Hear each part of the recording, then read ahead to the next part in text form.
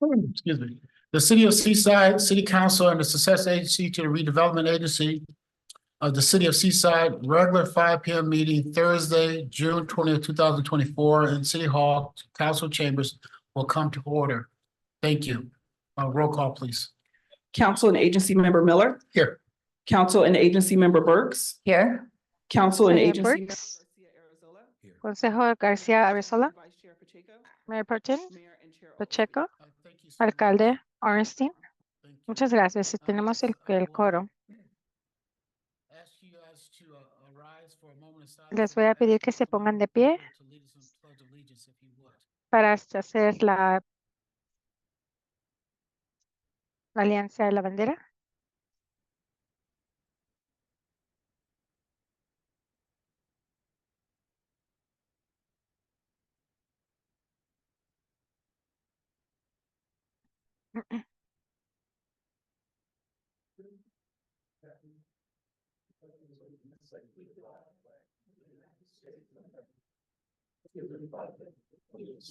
Yo prometo lealtad a la bandera de los Estados Unidos de América y a la república que representa una nación bajo Dios entera, con libertad y justicia para todos. Thank you. Now we'll go to item number 4, which is review of the Vamos al agenda. artículo número 4. Vamos a repasar. Acting City Manager, is there any items that need to be added to the agenda that you may know of? No additions, Mayor.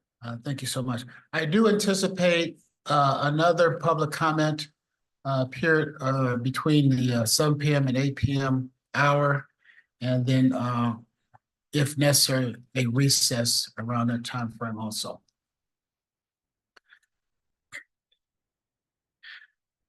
Next, we'll go to item number 5, which is public comment. Members of the public wishing to address the city council on matters underneath the jurisdiction of the city of Seaside, but not on this agenda, may do so during public comment for a period up to 3 minutes.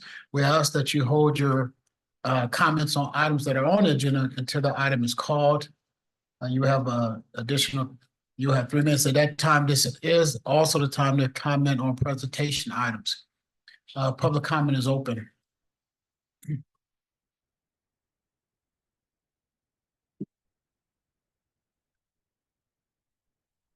Good afternoon, City Council. This is my second appearance here in 6 and 8 years since I've been here.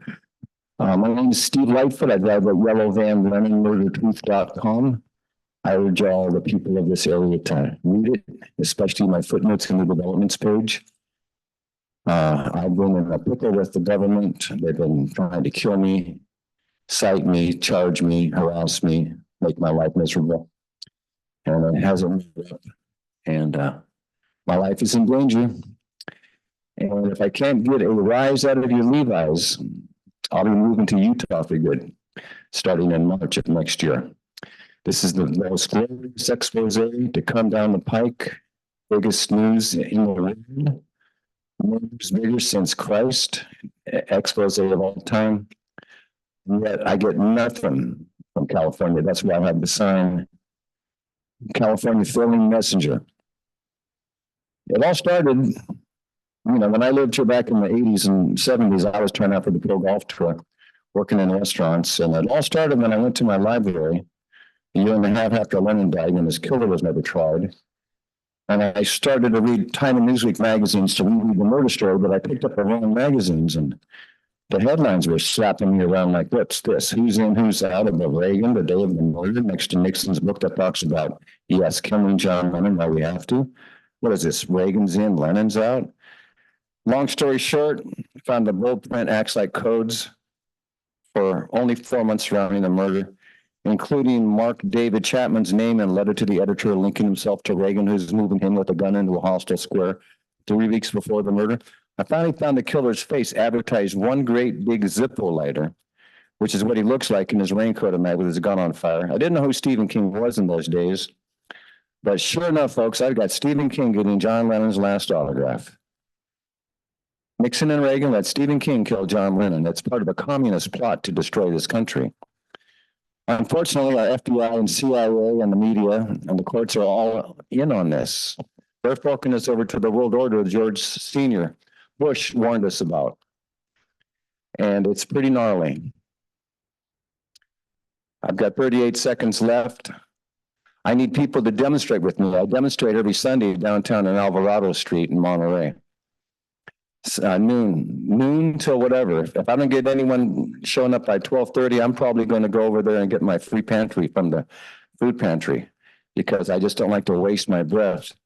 People, the quality of their orgasms depends on whether or not Stephen King remains free or is jailed and put to death for what he did, high treason. Please, again, everybody, read my website, LennonMurderTruth.com. Read the footnotes and new developments page. Thank you. Is that my 3 minutes? Thank you.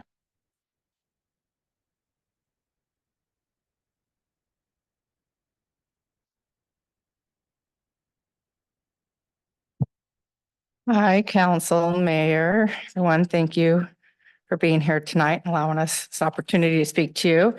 I'm a member of the Homeless Committee, but I'm here speaking on behalf of myself. And I have to say, the mural at the skate park is fabulous. If you haven't seen the mural, you got to go see it. I couldn't believe it when I went to the market the other day. I'm like, wow, the mural's here. It just happened so fast. It's absolutely beautiful.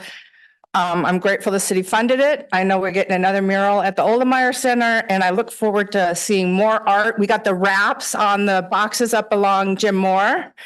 I saw some of those walking up there the other night. It's just so exciting. Progress, progress, progress. Jobs, jobs, jobs. That's it. Look at that. That's bonkers. Isn't that cool? Eso no es fantástico. No vamos a ver esto en Broadway igual. Y cuando hicieron la parte en el comité, eso es fantástico. Y quiero dar las gracias a la ciudad por todo lo que ha hecho con los fuegos artificiales. Vi las noticias sobre los fuegos artificiales. Es difícil leerlo. Todos los mensajes cuando estamos manejando. Una cosa que yo quise sumar con ese 1000, ese número no tiene sentido porque no tiene una señal de dólares y en sus ojos no tiene que ser la palabra dólares. Si ves la señal de dólares, pon el comentario. Vamos a hacer los comentarios porque sería bueno que la gente más viera esto y que no tuvieran que la palabra dólar. Y claro que 1000 no significa nada. El sol está haciendo sobre Fremont, se ven los árboles, son la única manera donde se puede ver ese letrero, pero es un poco difícil de verlo. Yo no sabía si podíamos cambiar las letras un poquito a la izquierda para que sea más fácil de ver alrededor del árbol, para que si el árbol puede sacar una rama para que sea más legible, se puede cambiar el letrero a ese triángulo, ese terreno triangular. No sé si pueden poner un letrero en ese lote, no sé quién es dueño de ese lote, pero aprecio los letreros, aprecio que hay este estado de sitio, de queda. Estoy de acuerdo que se limiten los fuegos artificiales. Y el programa de NPR está hablando sobre los alcaldes, sobre la infraestructura y la manera en que las ciudades y los alcaldes trabajan juntos para lo que funciona en la ciudad y usar las propias ciudades. Fue muy interesante. Hablamos sobre becas y combinándolas. Este podcast se puede ver en el número 1 y la letra A y poner mis notas con la secretaria. Gracias por lo que está haciendo y gracias por el trabajo en la calle.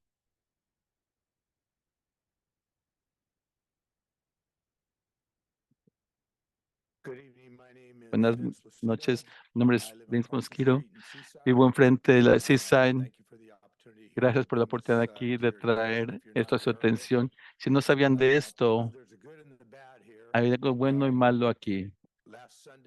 El domingo pasado un oficial tocó mi puerta, oficial de policía tocó mi puerta, me dijo que había unas quejas porque los basureros estaban puestos afuera muy temprano.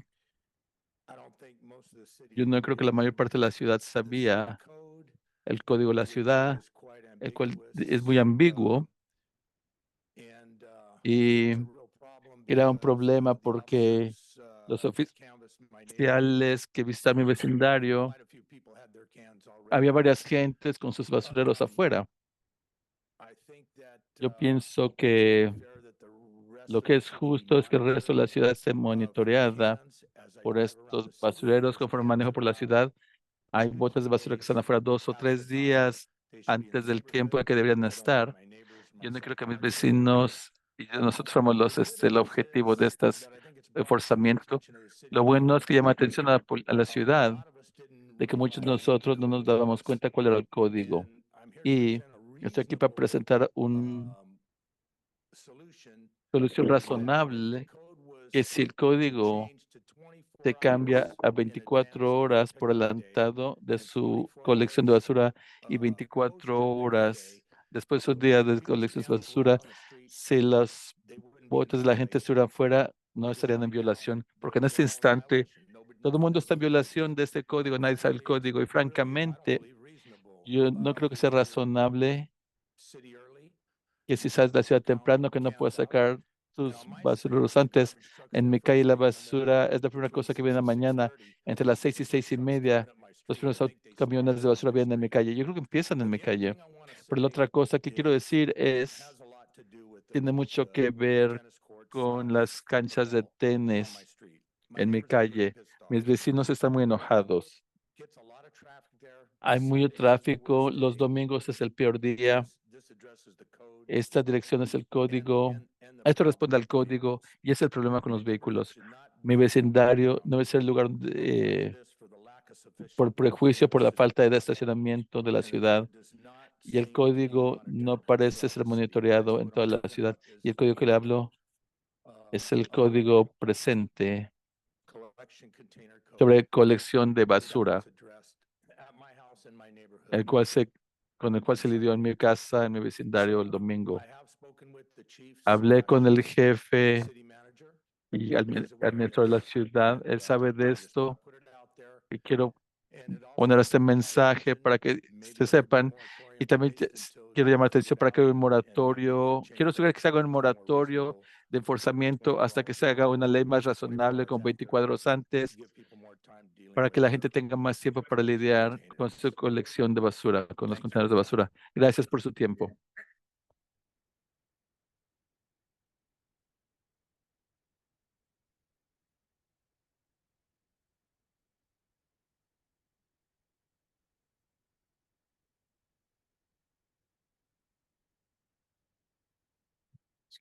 Yeah.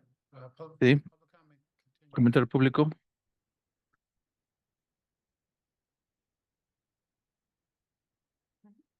We currently have two Tenemos public dos comments. miembros del público que están en Zoom, que van a hacer comentarios. Peter Kay, you now have the floor to make a Peter public Kay, comment. ¿puede hablar para hacer su comentario público? Este es Peter Kaiser, ¿me pueden oír? Yes, we can. Sí, lo podemos. Sobre, soy miembro de la ciudad, ciudadano. Bienvenidos a concejales y alcalde y ciudadanos. Sobre mi último comentario al ayuntamiento, la última junta pública, siento confusión. Quiero clarificar, es que es mejor decir que todos nos equivocamos y desobedecemos al Señor y todos cometemos pecados. Por lo tanto, necesitamos que Jesús nos perdone y la gracia y su amor a través de la fe, para que Jesús nos sane y nos ayude a restaurar a su imagen como gente creada en su imagen como hombres y mujeres.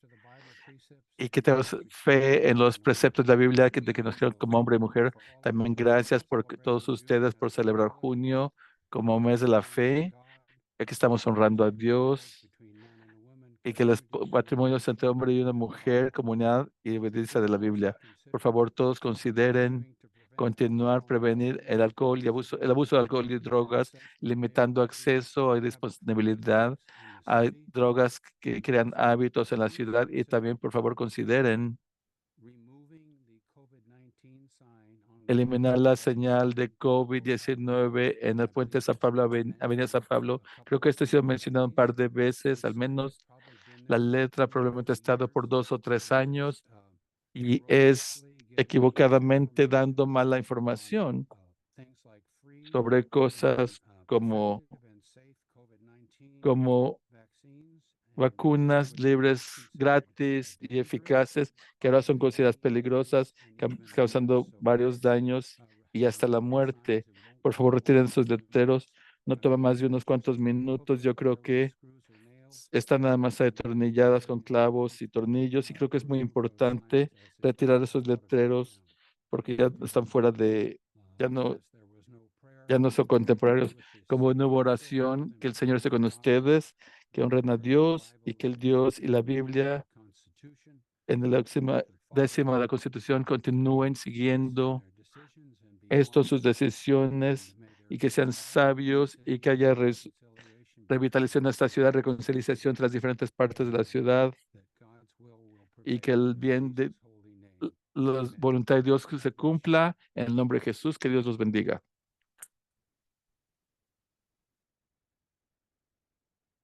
Diane Nielsen, you now have the floor to make your public comment.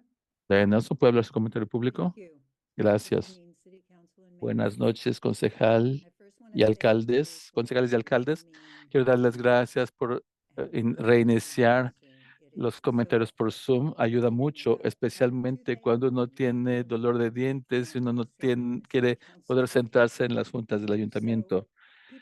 La gente tiene diferentes cosas sobre las que quieren pasar que no les permiten estar dentro del ayuntamiento y es muy importante tener acceso de esta manera. Gracias y gracias por iniciar y forzar la colección de basura, la ordenanza de colección de basura con nuestros ciudadanos en nuestra comunidad. Es un recordatorio bueno para tener orgullo en nuestra comunidad y respetar a tus vecinos. Yo he llamado el número de no emergencia en la última semana o dos con respecto a juegos artificiales, de cosas que cuando se me llamó, se me dijo que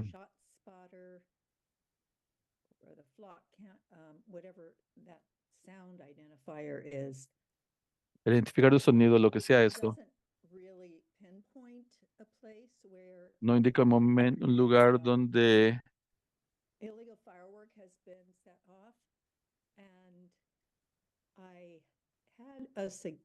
y tengo una sugerencia para que los oficiales tomen un paso adicional para salir de sus autos y toquen al mínimo una puerta en el área que ocurre, donde puede haber un vecino o a la persona que hizo los fuegos artificiales que toques la puerta, creo que ayudaría y no sé si están haciendo esto. Parece que la mayor parte del tiempo sabemos el área general, a menos que sea en su no hay, a menos que se prenda, no hay nada que pueda hacer, pero ellos pueden hacer sus autos y demostrar su presencia y otros miembros los verían a ellos y sabrían de que estamos que somos serios alrededor del enforzamiento en la baja tolerancia y espero que tengamos buena suerte este año con eso para tener más de estos fuegos artificiales del aire, para que no hagan más fuegos artificiales. Gracias, dejo el resto de mi tiempo. Thank you for your comments. Gracias por sus comentarios.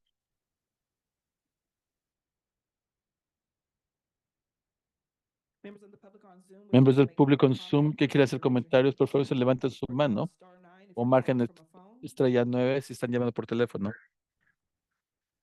o asterisco 9. Mayor, no other members of the public have come No hay forward. otros miembros que quieran hacer comentarios públicos. Thank you. Gracias. Time remains open. ¿Comentario público sigue abierto? Seeing no one here, no more public Dado comment. que no hay más comentarios públicos, se cierra la sesión de comentario público. Keep saying assistant. No sé por qué estoy diciendo acento. Is there any questions? Administrador de la ciudad, ¿hay algunas preocupaciones o cosas o cuestiones que quieren hablar, las que quieren hablar en este momento? Con respecto a los comentarios sobre el mural skate park, solo queremos alertar al público de que este mes no tenemos una fecha, vamos a publicarlo. Va a ser una cosa más formal para celebrar este mural. Entonces, por favor, manténganse en línea para aprender sobre esto. Con respecto a letreros adicionales, vamos a ver si podemos mejorar algunas de estas sugerencias. Con respecto a la colección de basura, sí es correcto. Policía respondió el domingo y recuerden que tenemos una falta de código, enforzamiento de códigos en domingos. Entonces, pues una llamada, no tomaron acción para enforzar esto. Típicamente, la colección de basura no es una cuestión de enforzamiento para aplicar la ley, es una responsabilidad, pero vamos a revisar esto y vamos a continuar comunicación con la persona que presente para presentar al ayuntamiento alguna sugerencia que ellos puedan tener que sean razonables. Finalmente, con respecto a los fuegos artificiales, sí hemos tenido fuegos artificiales cada noche. Tenemos un programa de detección de shock a través de nuestro propio programa. Esto es muy bueno. Y los fuegos están explotando fuego, estamos haciendo triangulación, estamos haciendo hasta 90, 100 pies del cielo de donde están saliendo estos fuegos. Y nuestros oficiales salen en su vehículo, de hecho, y si no estoy equivocado, hemos tenido como hemos respondido a 110 llamadas por juegos artificiales. De estos 36 vienen de residentes y los siguientes vinieron de nuestros oficiales proactivamente respondiendo a estas alertas del sistema de detección, caminando, tocando las puertas, tratando de minimizar. Estamos haciendo esto muy precisamente. Tenemos un plan para el 4 de julio. Y finalmente, por favor, llámenos. Dependemos de medios sociales, pero necesitamos llamadas que entren para poder identificar esto. Muchos comentarios en medios sociales dicen, yo puedo los fuegos artificiales a una cuadra de mi casa. No sabemos dónde está su casa, o bien de tal calle. No sabemos qué cuadra es esta. Y no tenemos oficiales que estén monitoreando los medios sociales. Por favor, llamen a nuestros teléfonos. Los números de teléfonos son los medios sociales. Y vamos a seguir enforzando esto este año y los años que vengan. Gracias, alcalde. Una cosa final. La ordenanza de toque de queda es 10 de la noche, lo que estamos haciendo este año, porque es una cosa nueva y mucha gente no sabía de esto.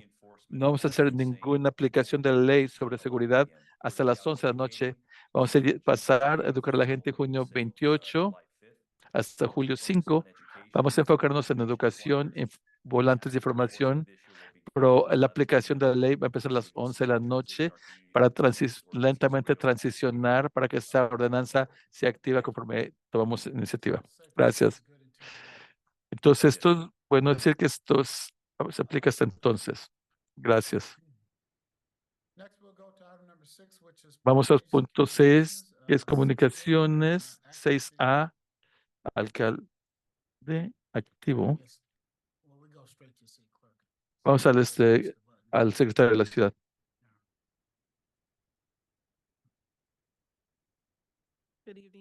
Buenas noches, alcaldes, alcaldía, concejales. Quiero Dominic Davis, la oficial. Quiero levantar rápidamente y dar gracias a los trabajadores de la oficina, de la secretaria y la administración por cubrir mi posición mientras yo estaba tomando tiempo durante el proceso de calendario del presupuesto, y como cambió la fecha, yo no pude cambiar mis planes, pero mis compañeros tomaron la posición. Quiero dar las gracias públicamente porque ellos tuvieron que hacer el trabajo. Muchas gracias. Para Rosa y Marisela.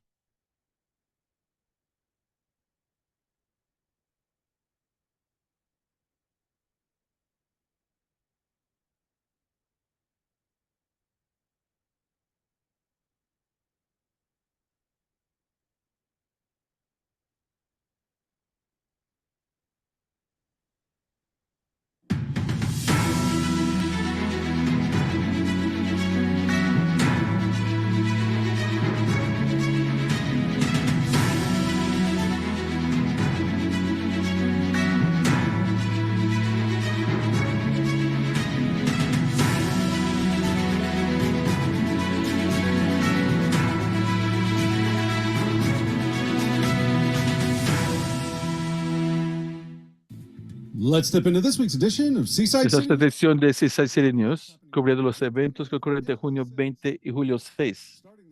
Empezando este julio, el Departamento de Recreación está celebrando su campamento de libertad en el sol. Va a empezar del 1 al 5, del 15 al 19, o el 22 al 26. La corte es 48-25 para residentes, 50 para no residentes. Para más información, presentan B it.ly, Seaside Rec Track, o llamen al 831-899-6800.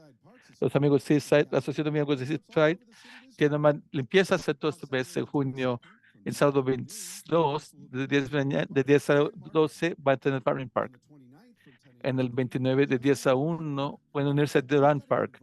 Estos voluntarios trabajan duro para mantener el parque limpio y mantenerlo bueno para nosotros. Es de manera que Seaside se haga más limpio y más bonito en la comunidad. Este sábado a las 3 de la tarde es Fan Fest en Cardenal Stadium, cuando el sindicato toma los Bay Area Rivals de Oakland. Este juego televisado es el segundo de uno que se presenta el proyecto 510 a las 6 de la tarde. Cada boleto quiere una oportunidad de ganar un premio. Compra sus boletos a monterreyfc.com. Vamos, Unión. Sábado, junio 22, de 12 a 4.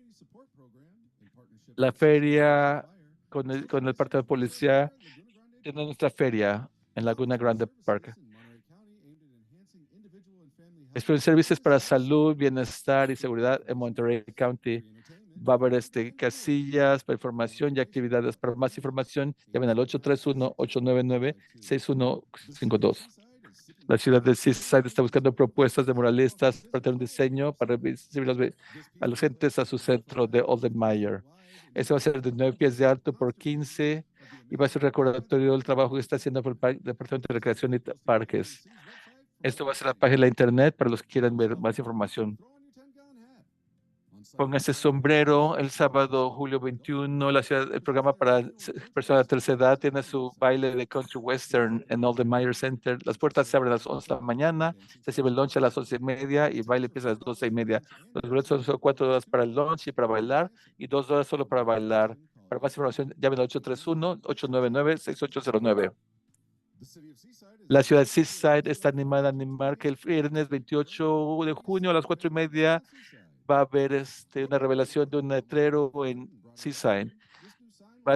Este letrero va a estar en Monte Boulevard y Broadway Avenue. Está para los residentes. Entonces vean los primeros en ver este nuevo símbolo del orgullo Seaside. Se está celebrando la independencia de nuestro país. La ciudad de Seaside va a hacer su festival de rojo, blanco y azul. El julio 4 de 11 a 4 de la tarde. Esto va a ser en el jardín del ayuntamiento. Va a haber actividades, poner rides de caballos, pintura caras, brincaderas, juegos en el parque y otro tipo de entretenimiento en vivo. Van a ver Edgardo Cambón y Candela, que eran miembros que trabajaron con Santana. Disfruten este evento.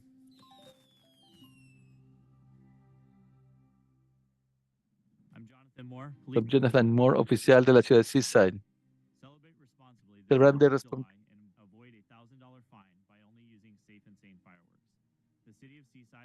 sale and use of safe and sane fireworks during a limited time frame from June 28th at noon through July 5th at 10 p.m. Please note that the city of Seaside has a new 10 p.m. daily curfew for the use of safe and La sane ciudad de fireworks. Seaside tiene una límite a 10 de la noche, una restricción desde 10 p.m.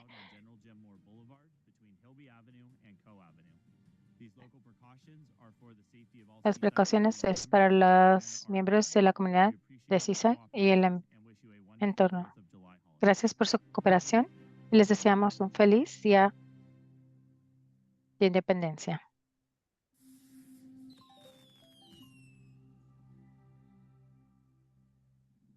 Hello, my name is Mary Gutierrez, Fire Chief. Mi nombre es Mari Gutiérrez. The city of Seaside encourages the community La ciudad de Seaside to July with their family and friends safely and responsibly. Each los anima a celebrar con sus familias el día 4. children and teens are injured while using illegal fireworks. Despite Pero the dangers of fireworks, muchos niños people understand the son heridos effectiveness por el uso de los fuegos, of other injuries, fires, and even death. de los cohetes. Fireworks, which are airborne Los fireworks, cohetes ilegales, que son los que revientan en el aire, no son aprobados they pose an incredible safety por el risk Estado to the y siempre son ilegales para la ciudad de Seaside, to personal property. Devastating building fires can be porque caused by han illegal fireworks landing on dañado propiedad privada roof y a materials. personas. It is important not to use Es illegal importante no usar fireworks and to be respectful estos of the community, because an even cohetes small ilegales, que sean firework respetuosos de la can comunidad, porque esto se puede convertir en una tragedia personal. Los cohetes ilegales causan mucho estrés en nuestros veteranos, los mascotas y las personas que nos rodean. Feliz día. Feliz 4 de julio. Como recordatorio, el jueves estará cerrado las oficinas de Seaside. Les deseamos un feliz.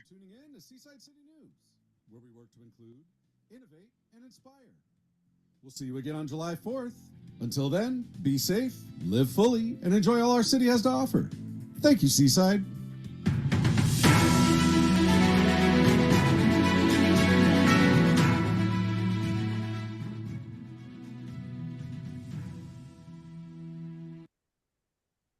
Mayor Pro Tem. Just a clarification on the fireworks, I heard 10 o'clock and then I heard 11 o'clock.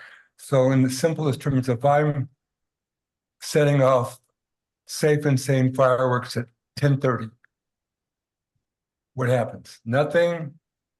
I get stopped, I get, I mean, there was just there were two different hours mentioned. I just want some clarification so that way those that are listening could get a better grasp. Thank you. Through the mayor. Yes, Mayor Pro Tem. So you did hear two different times. The ordinance says 10 p.m. And being that this is our first year and we're going to really ramp up our education to our community, we're not going to actually issue any enforcement citations for safe and sane until 11 p.m. We will be out throughout the evening of 4th of July to educate people leading up till 11 p.m.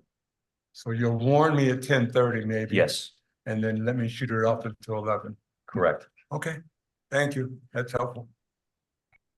Muchas gracias. Eso nos ayuda. Entonces van a pasar el. No, on the police department firework PSA, I believe it said July 5th, 2024, 10 p.m. Are they still allowed to throw fireworks on July 5th, 10 p.m.? Constituents? Yes. Okay, thank you. All right, thank you.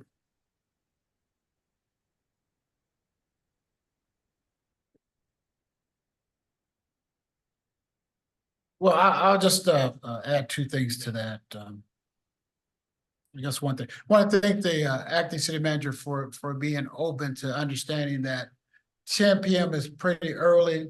This is new for our citizens. People call in, they request the police department.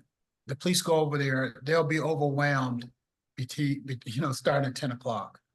And that may not be the best use of their time because a lot of citizens, that's still early and this is the first year for it. So we appreciate him being open to working with the community. We want to educate. We don't want to necessarily fine people for safe and sane. We want to. All right. So let's go to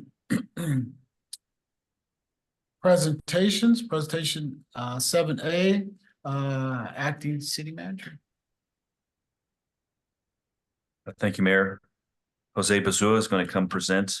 He's our Economic Development Director, as well as our Acting Assistant City Manager. Good evening, Honorable Mayor, members of the City Council. It is my pleasure to present the Broadway update. I was tasked 10 months ago as I arrived here in Seaside to revitalize downtown, and I'm here to present what has happened the last 10 months. Now, here's the update. Presentation overview. Health and safety compliance, vacancies, new businesses, cypress tree in downtown Seaside signed, and project updates, Mi Tierra and the Ascent. Let's take a look at this picture here. As you can see, Broadway as it shoots straight up into General Jim Moore. And you can see Del Monte Boulevard, and you can see the iconic cypress tree. 20 eateries populate Broadway as we speak. We're always trying to help new businesses and existing businesses and development opportunities as arise. But as you can see, Broadway has lots to offer. Next slide. Health and safety compliance. To the left, you see businesses that used to have when businesses boarded up, or started issuing the compliance. They started to fix the frontage and also improve the businesses. So there's work that we have to do with them still, but we're willing to work with them as long as they're willing to work with us. Next slide. Here's another example, a business that was covered up. The window was broken. To the right of it, they cleaned it up and they're fixing the windows. Next slide. Here's another business that had their windows covered in plastic. On the right is they just removed the plastic from the windows and we'll continue to work with these business owners. Next slide. Vacancies. We continue to work with realtors, brokers, and property owners to help them bring tenants on Broadway. It's a slow progress, but progress is being made. Next slide. New businesses. Bada Korean Kitchen has opened its doors and it serves Korean food. Kanga Go had his ribbon cutting ceremony at the end of March. And Boba Tricks. 2 new restaurants will be opening their doors soon. Deja Blue will be expanding their operations. Next slide. Now the cypress tree progress. As you can see on the left, that's the tree before it used to be trimmed. To the right, the iconic tree now has been trimmed and it looks much better. Next slide. To the left, you can see the crew put in the conduit to the tree to put in the lights. And on the right, you can see staff now installing the lights on the tree. Next slide. Landscaping. To the left is the landscaping that used to exist by the tree, underneath the tree. And to the right is the landscaping was being installed. Next slide. Now, once again, the unveiling of the downtown Seaside sign will take place on Friday, June the 28th at 4:30 at the corner of Broadway and Del Monte. There'll be other amenities that we're adding to that sign that is part of our marketing program. So that way the council and the residents can take advantage of that sign. Next slide. Now, project update. Mi Tierra. As you can see, that's the existing, how it used to look. We've been working with the owner. They're now doing the tenant improvements within the building. They're also doing the roof. And now we're working with the architect. As you can see, there's a conceptual plan down at the bottom. They're looking to put outside seating areas. So we'll continue to work with these business and architects in order to improve the projects. Next slide. Now, here's the project update on the Ascent. As you can see, this project has changed the landscaping of Broadway and the skyline of Broadway. And there's a short video in regards to that. See, Dominique, there you go.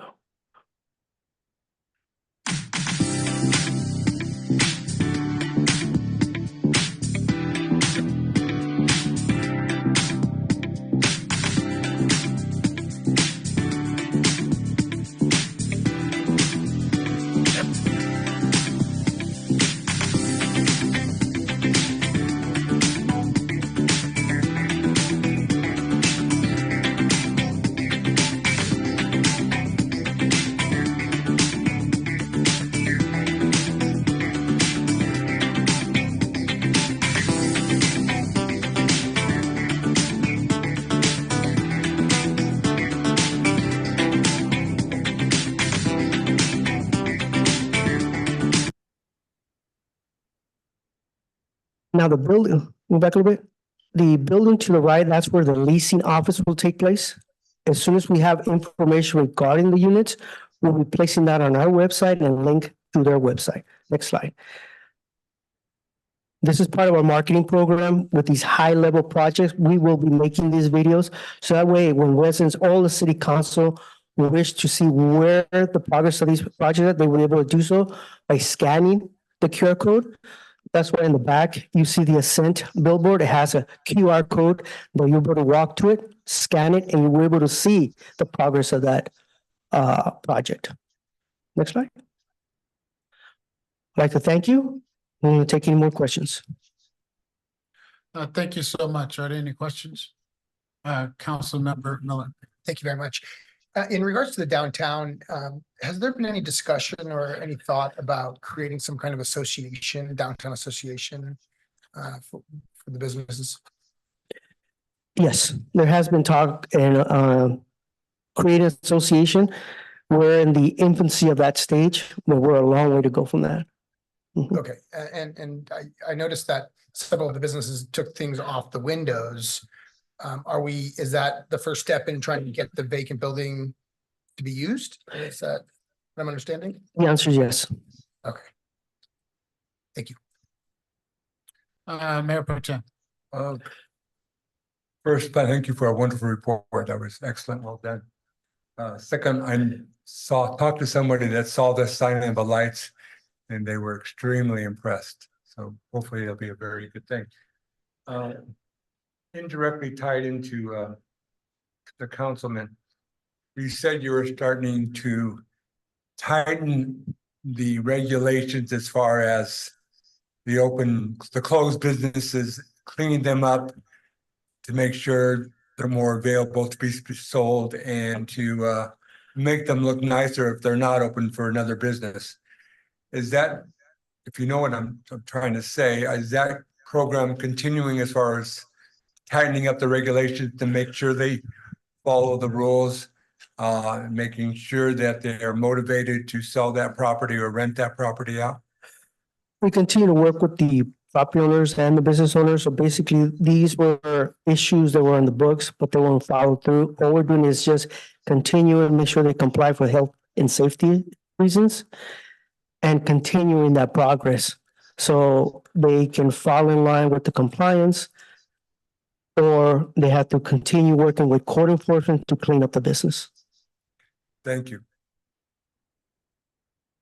Councilmember Garcia Azul. I concur with, thank you for the wonderful presentation.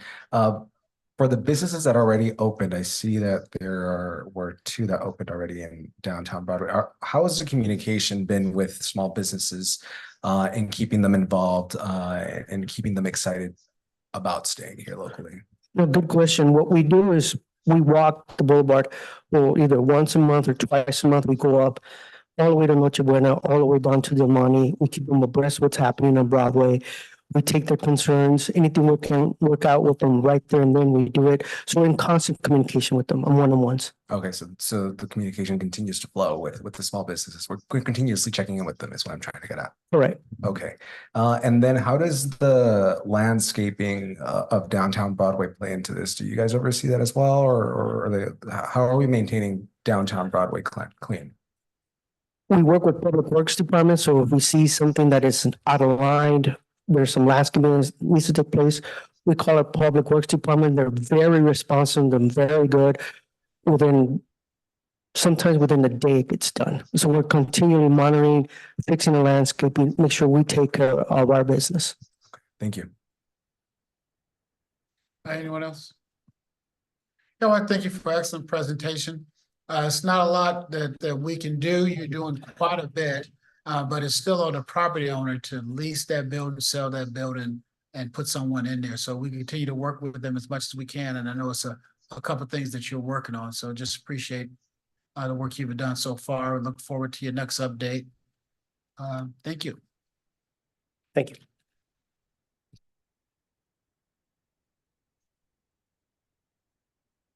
Next, we'll move to item number 8, which is the consent agenda. 8A, approved minutes from June 6, 2024. B, approve a proclamation declaring the week of June 17th to the 23rd, 2024 as Pollinator Week. C, approve a proclamation designating July 2024 as the month of July as 2024 as Park and Recreation Month. D, approve a Mayor's Youth Fund contribution request from the Seaside Police Athletic League. E, approve a Mayor's Youth Fund contribution request from the Boys and Girls Club of Monterey County for a tune of $3,000. F, adopt a resolution authorizing amendment number 2 to the professional service agreement with Whitson Engineers for the founder design service and design support during construction for the police department parking lot improvement project for amount not to exceed $22,500. G, adopt a resolution confirming source of future water supply for the KB Bakewell Seaside Ventures 2 residential and commercial development located within the Campus Town Pacific Plan area. H, approve a request to modify item number 7 of the schedule of performance, extending the date to close a hotel construction loan for the Grand Hyatt Hotel to January 31st, 2025. This item is exempt from CEQA pursuant to 15061 C and 3. I adopt a resolution authorizing the professional service agreement with Wallace Group for amount not to exceed $193,734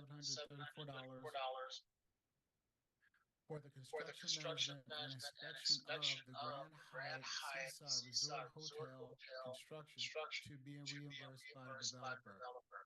That concludes the reading of the consent agenda. Is there any item that anyone from the council would like to pull off the consent agenda? Is there any item that the public would like to pull off the consent agenda? Bringing it back to the council. What is the will? Move approval. Second. It's been properly moved to second. We'll open up for public comment. Public comment is open on our consent agenda.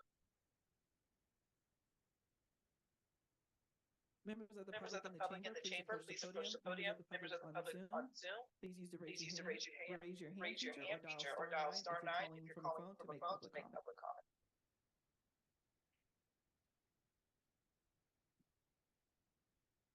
Mayor, no members of the public have come forward to make public comment. Thank you so much. Public comment is closed. Properly moved in second. That we approve the total consent agenda on the question. All those in favor of the regular sign of voting, which is aye. Nays have the same right. Ayes have the motion carried. We'll move into item number 9, public hearing. 9A, zoning map amendment to change the zoning of 1020 Auto Center Parkway. APN 011-523-021 from automotive regional commercial to regional commercial. The project is category exempt class 32 from the California Environmental Quality Act pursuant to section 15332 of the CEQA guidelines. This is a second reading. Acting City. Thank you, Mayor. I'd like to call the planning manager, Andy Myrick, please.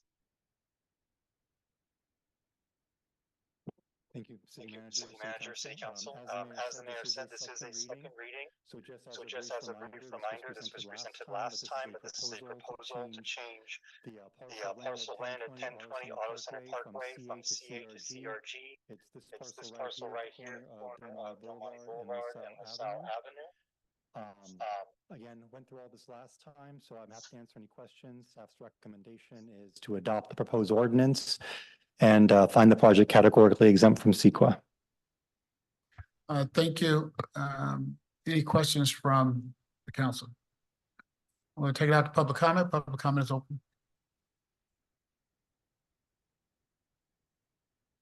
Members of the public in the chamber, please approach the podium. Members of the public on Zoom, please use the raise your hand feature or dial star 9 if you're calling from a phone to make public comment.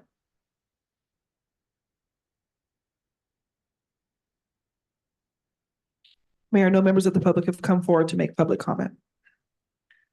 Thank you so much. Public comment is closed. Bringing it back to the dais, what is the will of the council?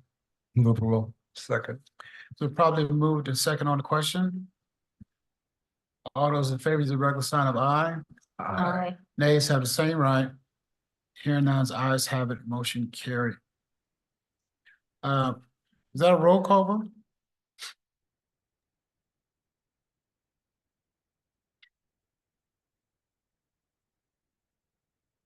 ¿Me traes mi botella de agua? Council and Agency Member Miller. Gonzalo Miller. Council and Agency Member Burks. Aye. Gonzalo Council Burks. and Agency Member Garcia Arizola. Aye. Mayor Pro Tem and Vice Chair Pacheco. Mayor and Chair Oglesby. Aye. Your motion passes unanimously. Thank you. We'll go to item number 10. Accedemos al punto 10A, considerar la adopción de una resolución, mejorar el desarrollo, el acuerdo de mejoramiento de desarrollo con CSA LLC DBA Cana Cruz, un dispensario de cannabis en la Broadway. Thank you, Mayor. I'd like to call back our planning manager. Gracias al llamar a nuestro director de planificación. Gracias.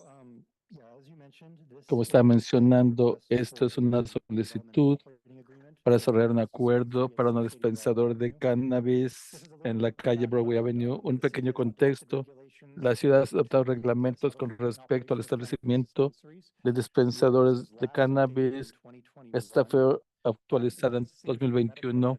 Distingue entre uso médico y adulto para que tenemos médicas por sí mismas, limita la cantidad de proveedores hasta 6 de cada tipo en Broadway y Urban Village y 3 de cualquier tipo en cualquier parte de la ciudad. En el presente hay 2 proveedores en la West Broadway Urban Village y 2 fuera. Estos son los operacionales. Tenemos uno en Broadway, Higher Level en Canyon del Rey y Refund Fremont.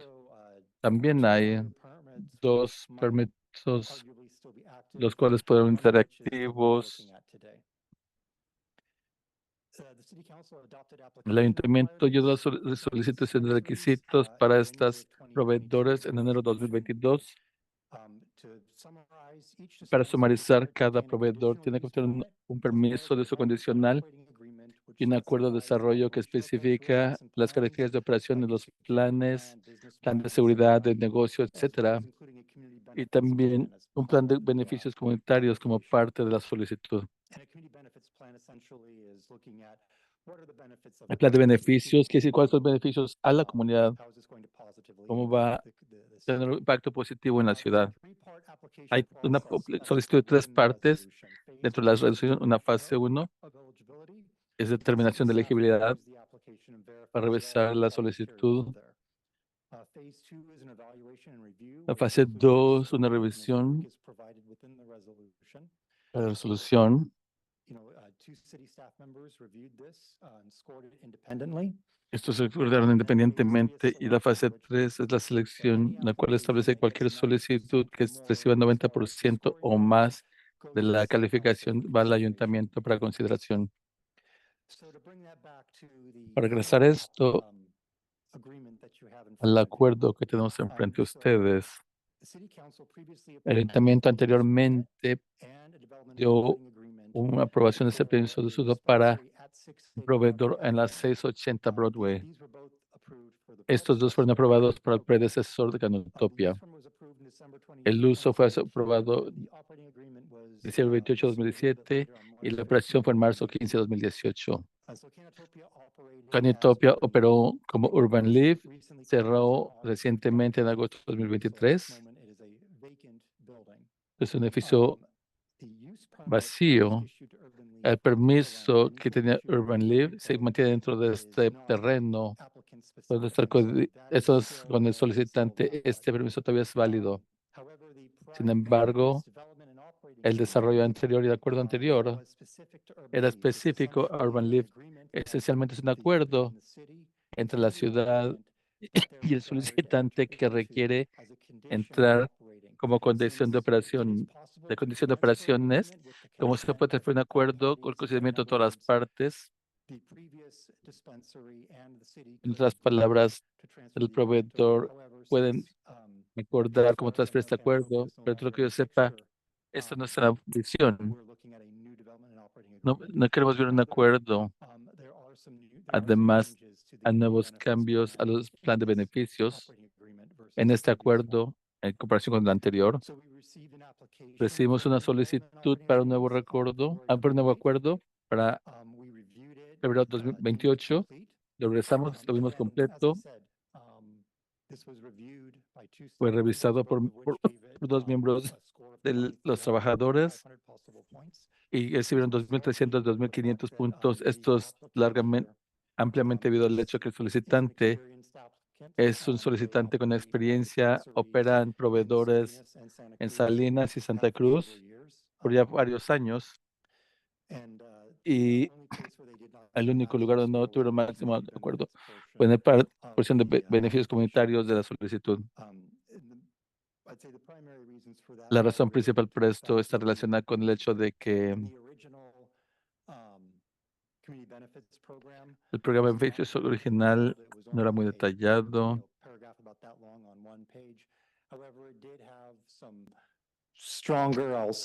Tenían compromisos más fuertes con respecto a los estándares, más allá de decir que decir vamos a contratar X cantidad de empleados de la comunidad local. El lenguaje dentro de la propuesta es un poco más amplio, cubre más áreas, pero es un poquito menos claro. Habla de planes e intenciones del plan, del negocio. Independientemente cumplió con el 90% para proceder a la fase 3. Entonces, está aquí ante ustedes. Este es un acuerdo. Este es un contrato, no es un permiso, no que tienen que tomar acción para aprobarlo o negarlo. Es un contrato que pueden entrar o decir no entrar y pueden ver modificaciones si es necesario. Como mencioné anteriormente, el proceso dentro de la resolución permite que el solicitante tome una presentación antes del ayuntamiento. Yo preparo una presentación para el ayuntamiento, el cual a su discreción lo podemos hacer antes o después de preguntas. Esto concluye mi presentación. Gracias. Gracias por su presentación. ¿Hay preguntas por parte de del equipo? Un par de preguntas. Cuando leí el reporte, recibí 200 de 400 puntos para beneficios comunitarios o 50%. ¿Esto es correcto? Sí. Y sé que usted dijo, creo que usted dijo, podemos negar esto si esa no es la palabra correcta. La palabra correcta, corríjame, ¿cuál es la palabra correcta? Nuestro crecimiento, creencia como individuos basado en beneficios comunitarios, podemos negar bajo otra razón. Es un contrato. Tenemos que ser una parte voluntaria como ciudad. Si la ciudad no quiere entrar a este contrato, simplemente toma acción. No hay razón, exacto. Y mi última pregunta es, y esa es muy genérica, muy general. Si el ayuntamiento decide no avanzar con esto, o no entrar en este contrato, como usted mencionó, y el dueño de la propiedad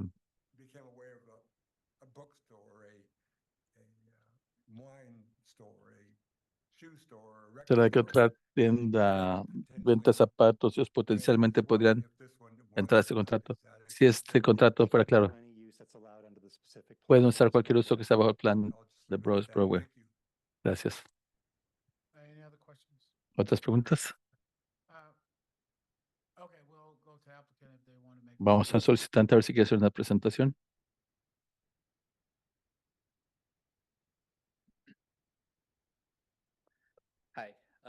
Hola, mi nombre es Brad Palmer. Soy copropietario de Connect Cruz con mi hermano Grant Palmer. Mi carrera empezó como bombero hace 6 años. Este cambio de dirección para mí, entré como mi hermano y yo, desarrollamos medicinas alternativas para que nuestro padre tomara cuando se enfermó. Era alérgico a las drogas que se le prescribían con efectos muy grandes para él, lo que hizo el cambio en nuestra perspectiva sobre cannabis para nosotros. Hemos crecido hasta tener 90 agentes y hemos generado más de $5 millones en ingresos de impuestos. Esto incluye cerca de 350 a 450,000 clientes en Salinas, en ingresos. Contratamos a gente local y siempre promovemos a nuestros empleados por dentro, proveyendo oportunidades para la comunidad local. Monterey Bay es nuestra casa Fuimos hasta Seaside, cumple con nuestro modelo de negocios. Estamos en un edificio vacío en el 680 Broadway, con el uso anterior que era un proveedor. En el presente tenemos un negocio en Santa Cruz, Salinas, Watsonville, con cultivación y distribución en Moss Landing, muy centralmente. Tenemos muchos clientes de Seaside que visitan en Salinas de por sí, y por esa razón creemos que podemos crecer la base de impuestos por la ciudad en total. Tenemos una reputación fantástica en la industria y las comunidades locales y estamos muy animados de traer esto a la ciudad de Seaside. Gracias por su consideración. Any questions of the? ¿Preguntas para el solicitante? Okay, thank you. Gracias. We'll open up for public comment. Public comment is open. Comentarios públicos.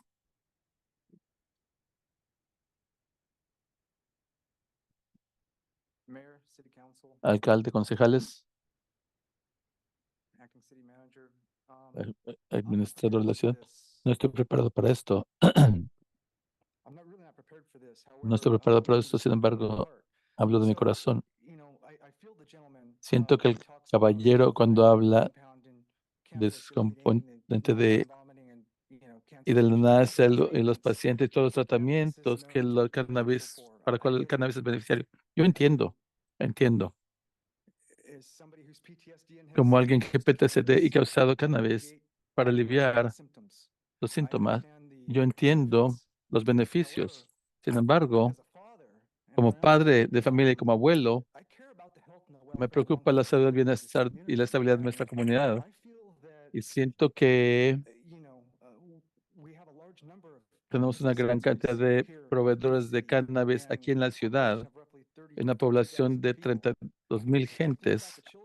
Pienso en los niños que entran a Broadway, caminan por Broadway, y las preguntas que puedan tener que no entiendan sobre el uso de cannabis y el impacto que puede tener en sus vidas.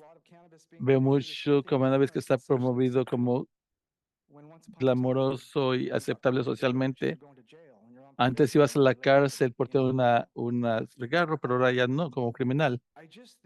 Yo pienso que esto es algo que el ayuntamiento va a tener que tomar de corazón para evaluar en términos de los beneficios positivos que un negocio nuevo que da este producto va a tener en la comunidad.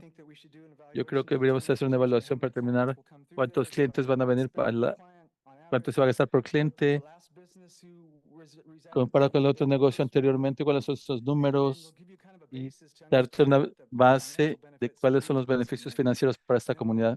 Y vamos a tener que pesar estos beneficios, calcular los beneficios comparados con los impactos a la salud de nuestros niños, la nueva generación de residentes de Seaside. Entonces, lo que yo veo ahora con la industria de cannabis es similar a lo que veíamos en los 90, cuando trabajamos fuerte para responder a las tácticas de promoción que la industria hacía para promover a los niños y a volverlos adictos para un producto que acepta sus funciones, estructuras fisiológicas y su anatomía. Y yo sé que el cannabis viene de muchas formas, lo puedes fumar, puedes tomar píldoras, helado, lo que sea. Entonces yo pienso que tenemos que ver el impacto de salud de traer más una industria de cannabis a esta comunidad y el impacto que tenga en nuestra comunidad. Gracias por su tiempo, los aprecio.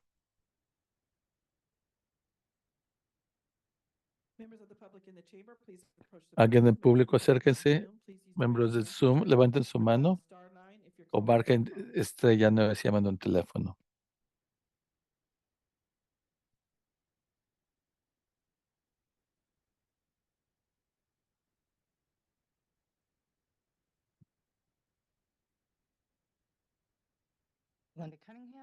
Linda Cunningham, Comité de Gente Sin Casa, no está preparado para este tópico. Entiendo los dos lados, las preocupaciones del presentador anterior.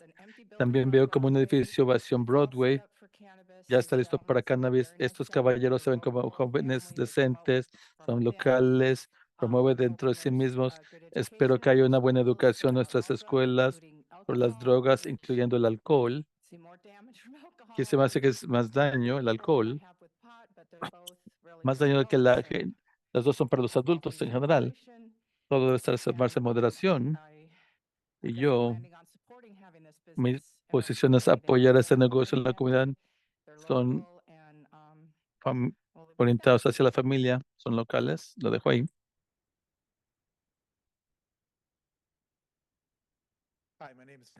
Hola, mi nombre es Ram Paul Ran. Y me gustaría responder a las preocupaciones del caballero. Tenemos detección de identificaciones falsas para que ningún niño entre a joven entre a nuestra tienda. Si hay algún problema, tenemos 90 días de cámara de grabación. Si alguna vez hay problema que alguien se le eventa un niño, podemos regresar a la policía a enforzar a quien lo hizo.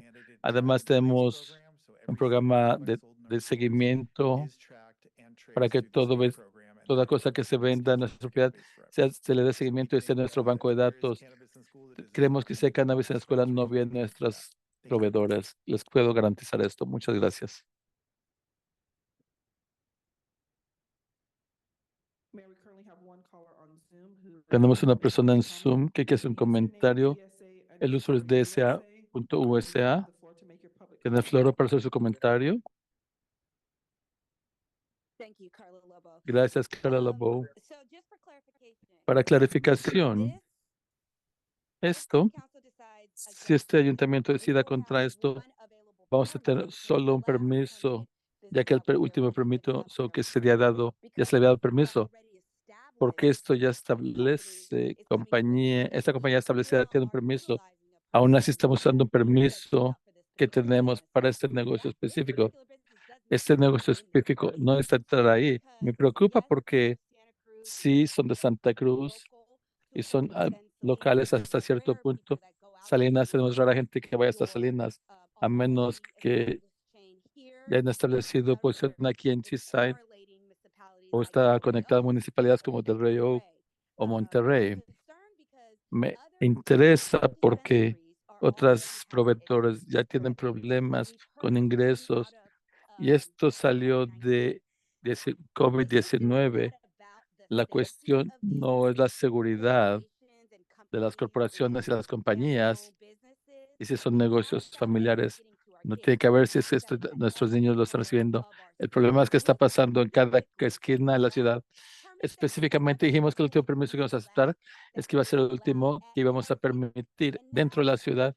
Y ahora, para reemplazar el que vamos a dejar ir, que es Urban League, estamos regresando con uno más. Necesitamos pensar en esto, necesitamos hablar sobre cómo va a ser esto, porque nosotros estamos en negocios que ya están establecidos aquí antes de que esto ocurriera. Podemos poner otro negocio ahí, pero solo para clarificación. Si aceptamos esto, estamos aceptando uno nuevo. Después de que se dijo que el último permiso, dijimos, ya no más iban a venir a nuestra ciudad. Reemplazarlo es un contrato nuevo. Y estamos fuera de ese contrato. Si queremos retirarnos de la industria de cannabis y queremos trabajar con lo que estamos teniendo, que es trabajar para la comunidad, podemos hacer esto. Y en lugar de otro negocio de cannabis, podemos hacer otro negocio que pueda desarrollarse aquí. Pero vamos a tener un permiso extra. Yo quiero saber esto porque este permiso ya se ha dado y estamos transfiriendo el permiso que ya se había dado. Es lo que estoy entendiendo. Pero realistamente tenemos un permiso abierto en este instante para el cual nadie le ofrecimos a nadie más, excepto la persona que este dueño trajo que potencialmente ellos pueden tomar. No sabemos si no dispensario puede ser una expansión del otro, lo cual no previene que otra compañía venga. El último permiso que aceptamos fue el anterior. No tengo nada contra estos y con el uso médico y personal, pero estoy diciendo que la comunidad está muy clara en que no queremos uno más en cada esquina. Y aquí estamos reemplazando el que salió porque no tenemos ingresos, no pueden ganar dinero.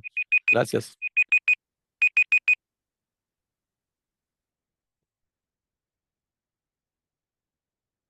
Thank you for your comments.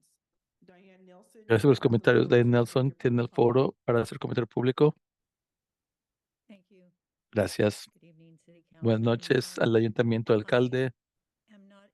No estoy en apoyo de esto por las razones de que el negocio que salió no podía ganar ingresos. Y es verdad que los ingresos de cannabis son, no, no son no tienen ganancias. Entonces sería bueno considerar un negocio que pueda tener más longevidad y que sean más,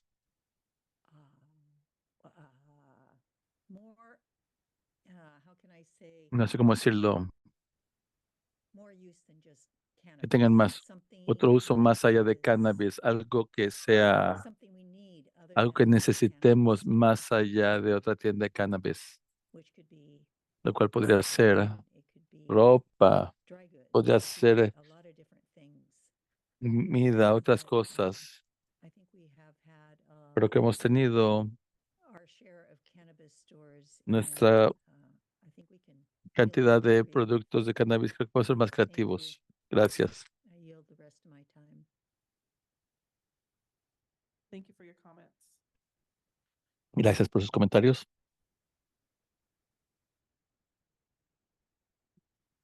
If there are any more speakers inside the chambers, you need to come on down and. ¿Alguien más? Okay, thank you. Public comment remains open. Comentarios se mantiene abierto. Gracias. Hola, mi nombre es Barbara Palmer. Mis hijos son Grant and Brett Palmer. Y quiero decirles cómo esto salió. Por cierto, ellos han sido dueños de este proveedor desde 2008 y son el ingreso más grande para las ciudades en las que están. Hace varios años mi esposo se enfermó y era 6'1", pesaba 180 libras. Dijeron, vamos a perderlos. Uno era bombero y otro era animador en Los Ángeles. Los dos dijeron exactamente, nosotros queremos venir a ver a mi papá. Vinieron a la casa. Mi abuelo dijo, 3 gotas en tu jugo de naranja, va a ser una noche, vas a despertarte con hambre, come cualquier cosa que quieres comer. Ganó 10 libras en 2 meses. Luego tuve otra llamada, mamá, queremos regresar, tener una junta familiar. Vinieron y para mí querían regresar a la casa, querían abrir una proveedora de cannabis, era marihuana médica en ese tiempo. Y yo dije, ¿están seguros de esto? Van a ir a la cárcel. Y Bob me dijo, Barbara, mírame a mí, está funcionando, pero tienen que avanzar con esto. Les di reglas, y tienen que pagar su renta 2 meses antes dos días antes para que la renta llegue a tiempo. Nadie nunca se le va a pagar por abajo de la mesa, que hace un servicio pago salarios. A todos se le paga legítimamente, todos los impuestos están pagados a tiempo y está ayudando a toda la gente que está trabajando para que paguen sus impuestos a tiempo. Los empleados de gente local, ellos pagan sus impuestos y todo el mundo se convierte en parte de la comunidad. Después de 5 años, Bob falleció. Su doctor muy conocido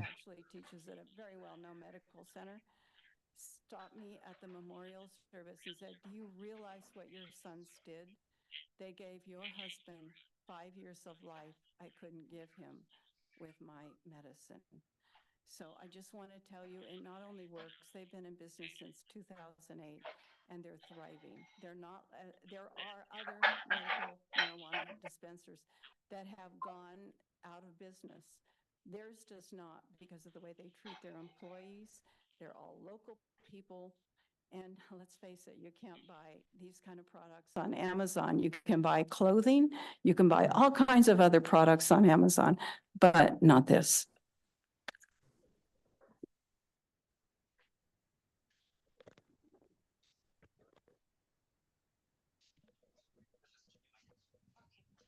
Public comment remains open. Seeing no one, public comments closed. Bringing it back to the dais. There was some questions and concerns there from the public. Anybody have any response to those questions that were asked by the public? There was a whole, yes, someone, there's a whole bunch of erroneous information that we just need to clear up as far as you understood them. So just, I would say that one thing I heard was about the opening up of another license. At this point, the license caps are a non-issue. We have up to 9 licenses in theory that could be here. So if someone doesn't, we don't need a license to open up for another business to be able to move in. We would just need to, go through the process, and it would have to be considered by the city council. Let me just be clear, because you were a little, it's not clear for me what you just, does this increase the license that were out here?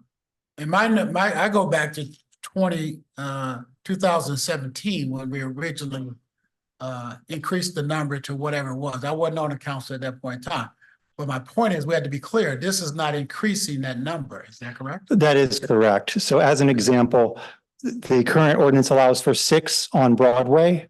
We only have 3 if you included this one. So it makes no difference from a cap standpoint, whether this one is reopened or not. That's sort of a non-issue. The only other thing I would note is that the site was developed as a dispensary. And so there would need to be some significant renovations done to that building for it to be reused in another use. It could be done, of course. But that would be an additional cost that would be incurred by either a future tenant or the landlord if this were to be converted to a use other than the dispensary. I heard that there were some comments about it's not quite as simple as it was said. Were there? Well, let me be clear again. Yeah. Someone made the comment of, well, it could just be used as a shoe store. It could just be used as a sandwich shop. It could just be used something other than what this applicant is asking for it to be used for. But is that for the city to decide? Or is it owned by the, I'm talking about, we could deny it. That's not the point. The point is it for us to say, well, it should be a cannabis or it should be a shoe store? That doesn't mean the owner has to turn it into a shoe store. Correct. And what that brings up the question regarding the level of intervention that the city wishes to take in the economy. For example, would you deny a clothing store because there's another clothing store down the street? How many clothing stores are too many? That is something that the city can do. I'm going to leave it up to the council to determine whether or not that is something that you want to do. It's not something that we typically look at in planning when we review permits, because we're looking at things from a compliance standpoint. Whether there is a market for a shoe store or a clothing store, or any other use, a restaurant. Mr. Bazua mentioned that there's 10 places to eat on Broadway, and that's great. And, hopefully we could even get some more. Is this the best use of the property? I don't know the answer to that question, but I do know that one of the things that we are trying to prevent on Broadway is empty storefronts. We want to get people there. A dispensary has a very unique floor layout because you essentially will have an entry room that's a secure facility. People need to provide IDs. They go through locked doors into a room where the merchandise is displayed. And then you have back rooms that have security features because they're dealing with a lot of cash. And so you have to make sure that people can't just break in through the back. And it's has a very unconventional floor plan. Very atypical from most other uses. You could not simply just take this floor plan and turn it into a restaurant or a shoe store or retail. It requires some significant modifications. So without knowing what the cost of those modifications would be, if the cost of those modifications exceeds the value of any lease that could go there from these other users, then you will end up with an empty storefront. I don't have a crystal ball. I don't have the numbers. I don't know if that's what would happen, but that is a potential risk associated with taking a use that a building is already designed for and changing it to something else. Are there any other questions? Councilmember Miller. Thank you, Mr. Mayor. In regards to the mayor spoke in 2017, the number of permits or permits that we allow was increased. Do you remember that? I know what it ended up at it in 2021, and that was 6 and 3. Prior to that, how many did we allow? I don't know. I believe it was less, but I don't know for sure. I'd have to go and look through the old ordinances to see what it was before. Okay. Because my recollection, I want to say that we allowed for 3 and then we increased it to. You know what? I apologize. I take that back. Yeah, It was that's 6, not- it was 6 flat, I believe. That's right. 3. Yeah. It went from 3 to 6. Went from 3 to 6. And both of them have 2, adult and medicinal. Okay. Totaling 12. Yeah. So according to the red lines from the ordinance that was adopted in 2021, they added language saying the total number shall not exceed 6 dispensaries within West Broadway Urban Village and 3 dispensaries citywide not located. And then it crossed out, initially that number shall be no more than 6 valid dispensaries of each type.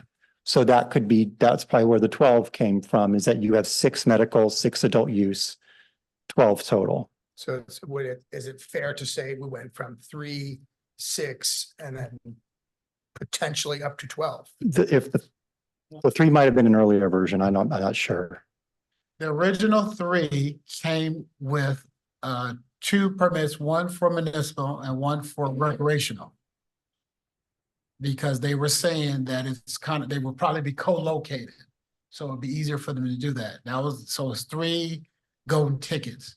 Then it went up to 6, which is the same. 2 of them have, because they used to separate the sides, right? 1 did municipal, 1 did recreational, if that's what the business model was. So yes, it's 6 permits, you can divide it by 2, so that equals 12. That's it. We didn't add any more after that. Thank you for the clarification on that. I thought the applicant's position is unique and definitely compelling argument.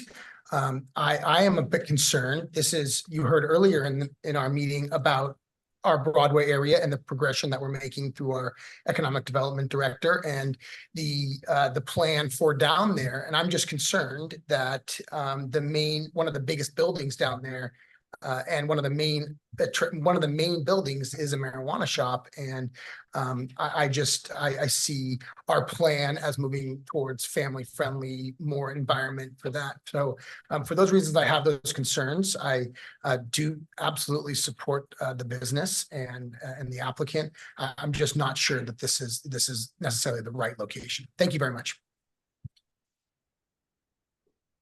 Mayor Pro Tem. Yeah, I was on the council and I'm not as good at math as y'all, but the goal initially was, to my memory, was 3. That night we went up to 6. I'm not sure if it's half and half. And then 21, 22, we added 1 off the side of Broadway to make it 7. And then we were talking about when CSU and B opened up, maybe put 1 up in that area as well. That's my recollection. But it truly doesn't matter a whole lot. I do appreciate the owners, the potential owners, and their concern and their ideas and their suggestions. I'm pretty straightforward in my thoughts, and I'm just going to be blunt enough to say it. I believe this does not meet the community benefit investment plans and goals, and I will not support this. I believe there's 2 cannabis stores on Broadway and 4 cannabis stores in Seaside. There's a growth of cannabis stores opening on the peninsula to include 4 in Monterey. I'm reasonably confident of that. And we heard in our budget meeting, the cannabis program is flattening out with the expansion of stores throughout the peninsula and county. I heard you say that this store is designed for cannabis because the way it's set up.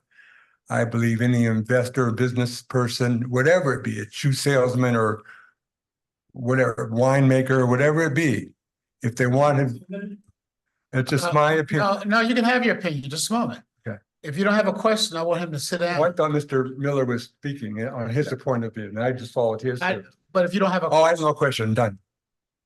I'm done with no question. I'm making my comment and then we could all decide. And I'm sorry for that. I was just following Mr. Miller's format. I believe Seaside deserves better. I believe this does not meet community benefit. I don't believe this program or this best interest the residents of Seaside, along with countless other reasons as it relates to the investment in of our downtown and making a family, youth-driven, profitable situation. So I just can't support it, and but I do appreciate the comments made by the presenters tonight. That's pretty much it. Thank you so very much. Thank you. I got a couple comments. Just I'm very consistent in what I try to do, and I know that I've been asking the council for, I don't know, going on at least a year to pull back some of these permits for cannabis dispensary that were not being used. And no one on this council seconded that. No one was verbally supportive of that. I'm not saying that we're not supportive. I'm just saying we didn't get it done.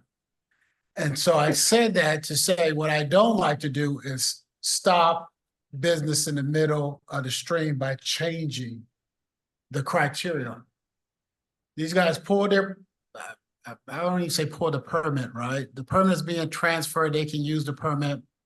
But to somehow say all of a sudden in the middle of this is too many of them, when this doesn't add anything to the number that we have, all it does is fill an empty building that is made for this exact commerce. We're talking about empty. We just had a highlight of what's going on downtown on Broadway earlier today. And quite a few people talked about the empty buildings. Then I just heard this is one of the biggest empty buildings on Broadway, but we're willing to let it sit empty because of some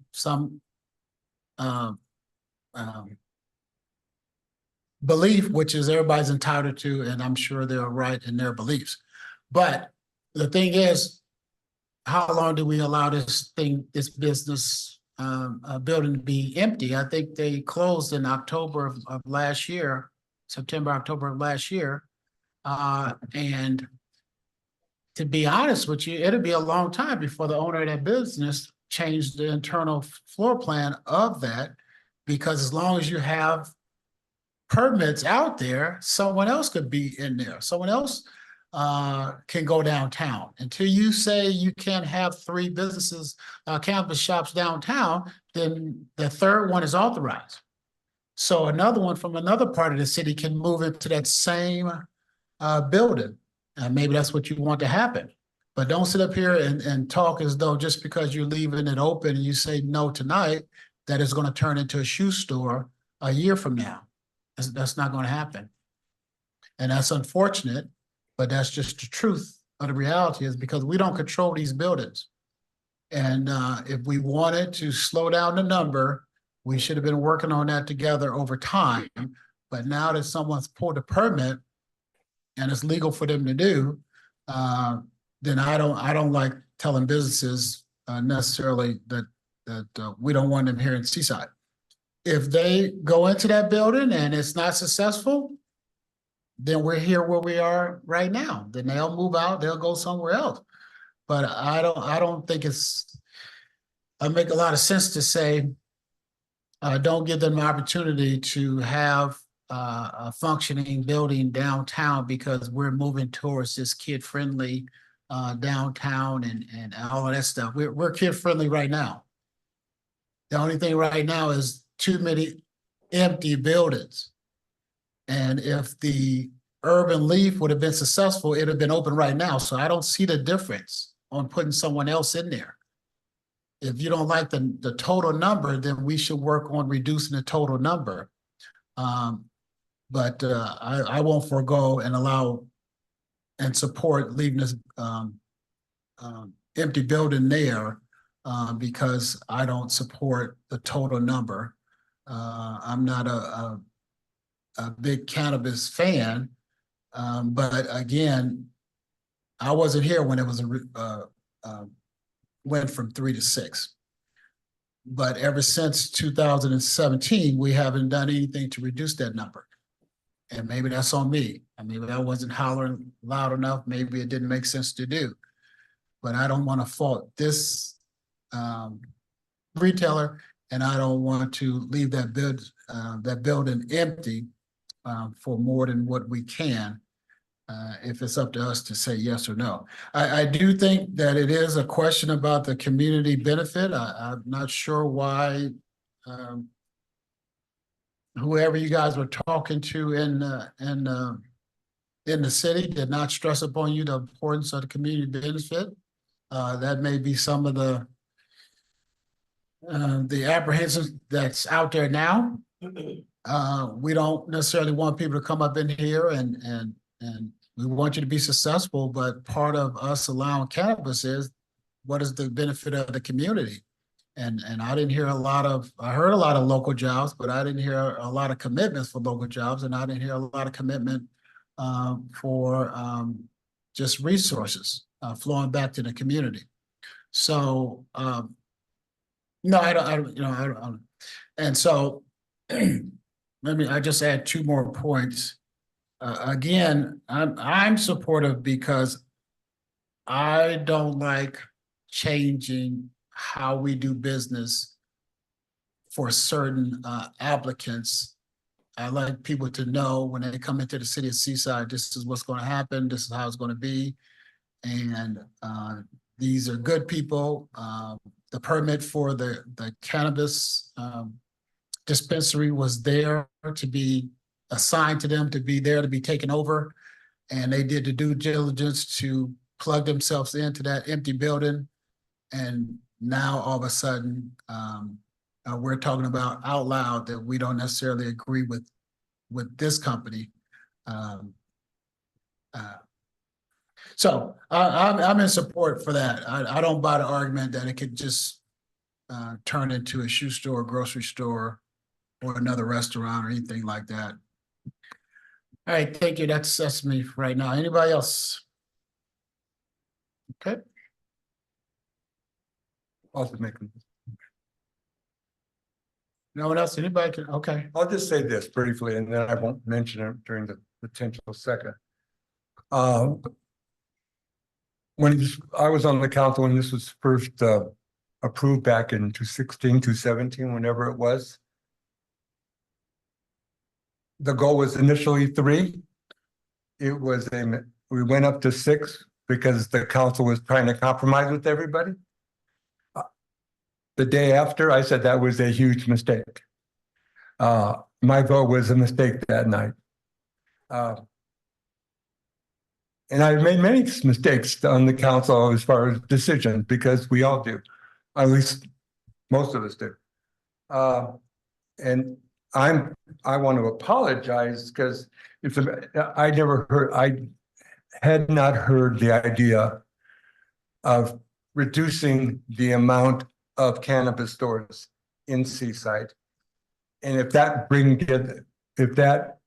gets brought up again, I've learned my lesson, and I'll be the first or second or third to jump on that bandwagon, because I think it's.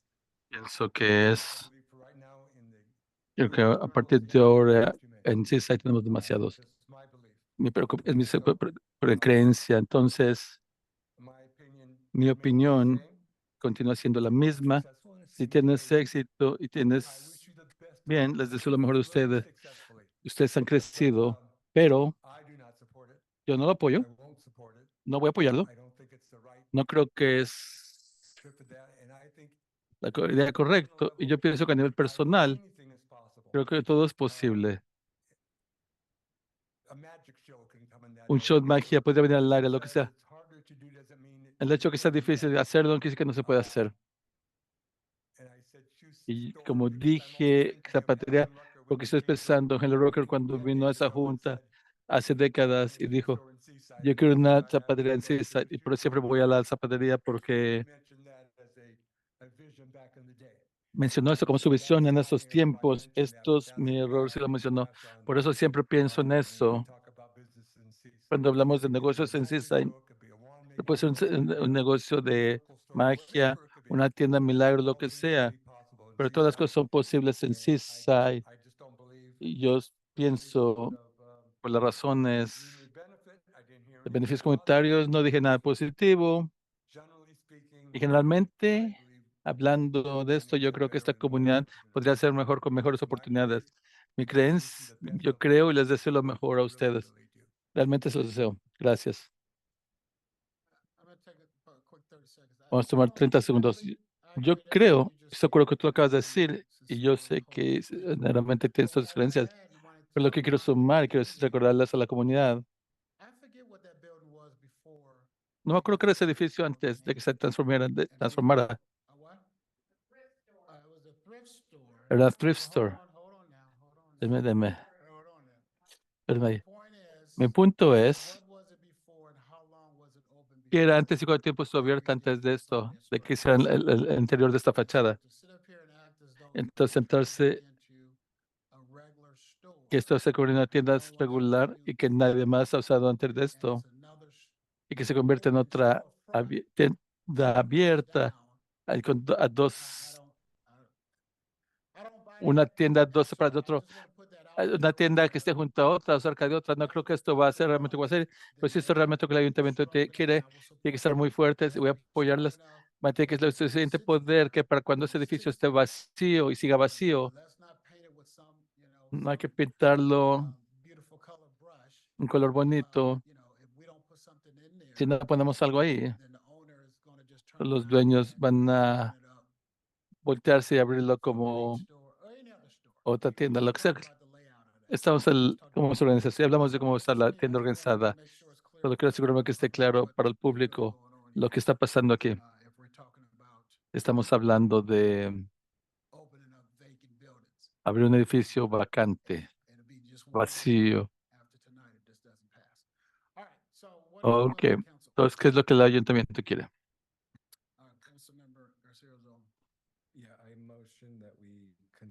Muevo que consideramos adoptar una resolución de hacer el acuerdo para, para entrar en el contrato con este segundo. Se prueba y mueve. Segundo, sobre la pregunta.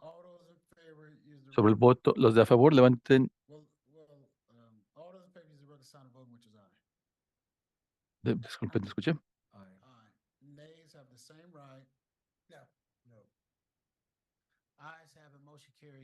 La moción es sí, se avanza 3-2. Vamos al 10B. Actuar una resolución autorizando al administrador a ejecutar un acuerdo de servicios profesionales con Kimberly Horn y asociados para administración del proyecto de desarrollo y servicios de revisión de planos para el proyecto de Campus Town por un monto que no exceda $230,000 para ser reembolsados al promotor. Administrador, gracias. El director Nisha Patel va a hablar.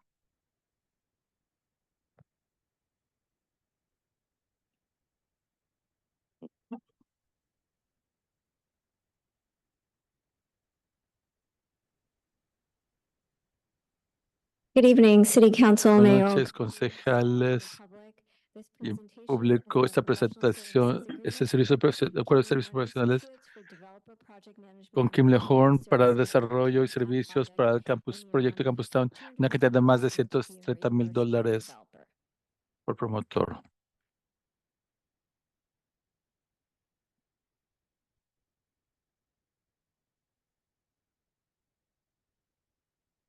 So the Campus Town development El desarrollo es un proyecto de desarrollo para una propiedad comercial y de recreación, espacio de recreación y mejora del camino en las áreas de CISA en la forma. Para aquellos que no conocen, es exactamente, es en la pantalla, y va de norte a sur, en el norte, y Army Land y Figlin en el sur, Giglin, y después de la primera y la calle 8, y está lleno Jim Moore, que está entre estos, en la nueva sección, en la sección a la derecha, en la sección del oeste. El proyecto ha sido desarrollado en varias fases. El promotor está trabajando en la reconstrucción para fase 1A. Y la ciudad está trabajando a obtener con la agencia regulatoria, y la transferencia de propiedad está esperándose para que ocurra en septiembre de 2024, para que los promotores finalicen estos documentos y permisos para transferencia de propiedad. La sociedad, el promotor está creando esta subdivisión y todos estamos trabajando en el desarrollo de donde está el distrito para el campus, y la fase 1A. La fase 1A cierra a finales del año de la hipoteca para la sección 9.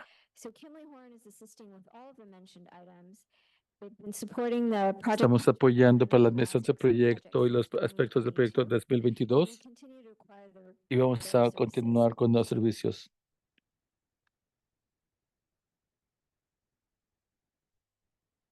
Staff is seeking to have a new professional services agreement, a PSA, with Kimley Se está Horn. empezando servicios que va a cubrir solamente servicios que sean reembolsados por el promotor. La siguiente promoción va a hablar sobre el acuerdo de servicios y las actividades que van a ser reembolsadas por la ciudad.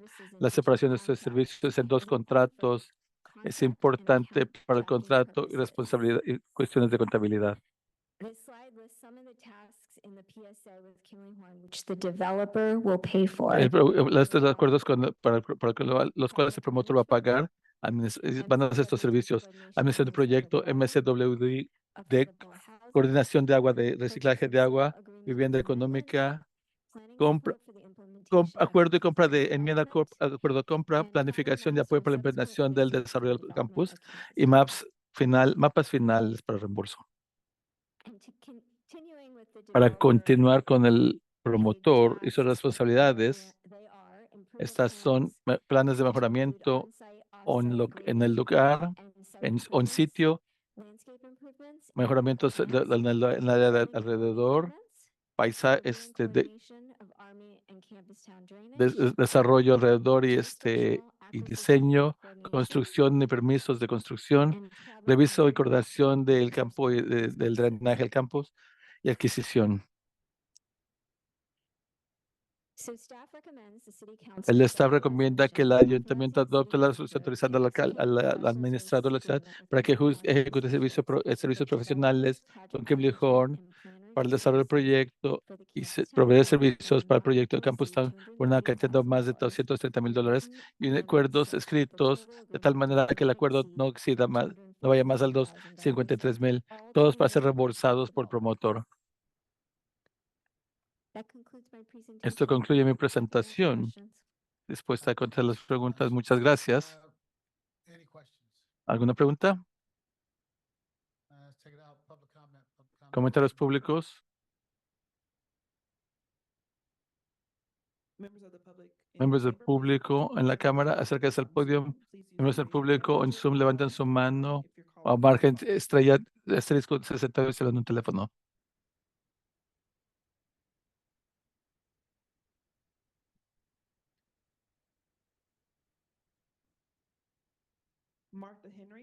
Marta Henry tiene el foro para hacer su comentario. Hola.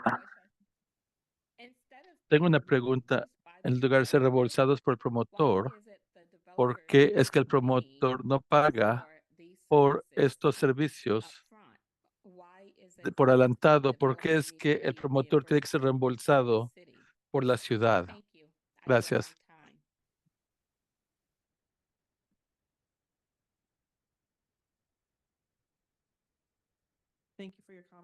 Gracias por los comentarios. Miembros del público y la cámara, acérquense al podio. Miembros del público en Zoom, levanten su mano o marquen asterisco 69 cuando hay un teléfono. Mayor, no other members of the public have come No hay miembros del público que pasen al frente para hacer comentarios. Muchas gracias. Comentarios públicos está cerrado.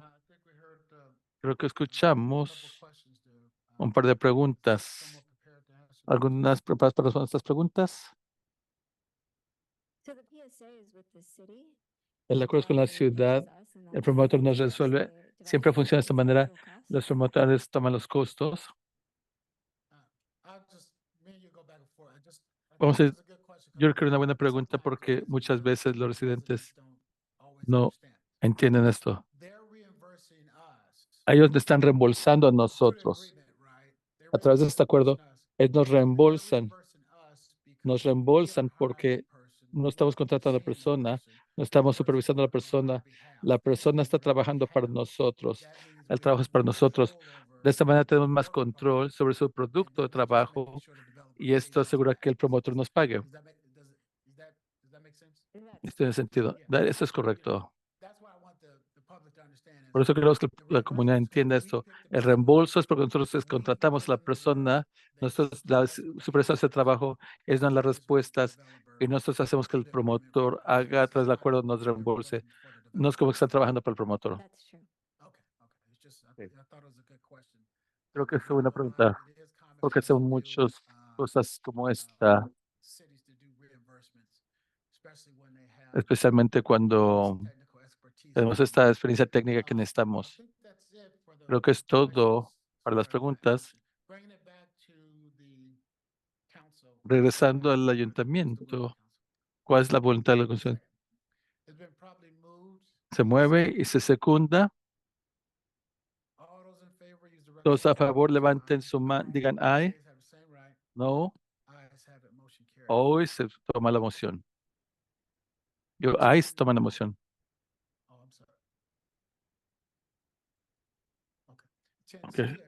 10C, adoptar una resolución actuando al administrador a ejecutar un servicio de acuerdo con Gimli Horn y asociados para el proyecto de la ciudad, administración, para el campus, que no vale más de $90,000 para ser reembolsado por fondo de demolición. Gracias, alcalde. Otra vez. Perdón, alcaldes y el público, esta presentación es sobre acuerdos de servicios profesionales sobre Kimley Horn Associates para el proyecto de campus para que no exceda más de $90,000 para ser reembolsados para el fondo de demolición de FORA, FORA. Como anteriormente se dijo en la presentación anterior, el proyecto de campus va a construir viviendas y territorios, puestos comerciales en las porciones de Seaside. El desarrollo va a estar localizado en el área que había mencionado, la Fire Avenue al norte y Colin Didman al norte y también este-oeste entre las calle Primera y la Octava.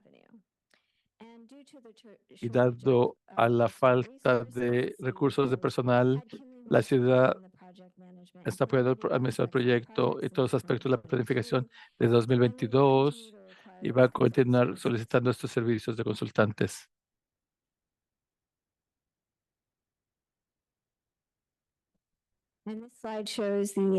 Y esto muestra los servicios que Kimberly Horn va a estar dando a nombre de la ciudad y por los cuales la ciudad va a estar reembolsada a través de nuestro fondo de FORA. Y estos incluyen demolición, cargos de infraestructura, el cambio de parcelas, coordinación y búsqueda de récords de títulos, adoptar una resolución autorizando al administrador de la ciudad que ejecute servicios profesionales con Kimley Horn y asociados para los proyectos, para el proyecto, administración de proyecto para el Campus Town Project, una cantidad de más de $90,000 y acuerdos para que el acuerdo no vaya más de $90,200, todo pagado con el fondo de FORA. Esto concluye mi presentación. Questions from the council? Preguntas del ayuntamiento, I'll take it out to public comment. comentarios públicos.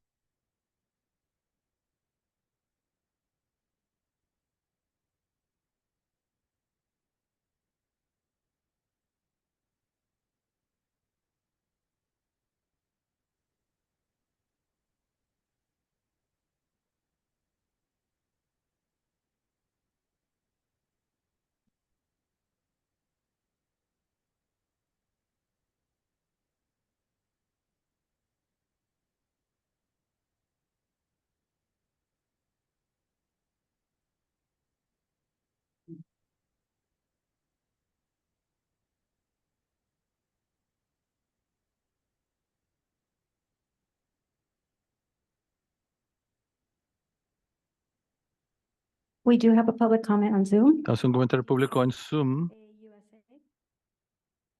de SAUSA. You may allow to talk. ¿Puede hablar? Thank you. My question is with regards Mi to the pregunta es con services respecto al agreement acuerdo de for the servicios.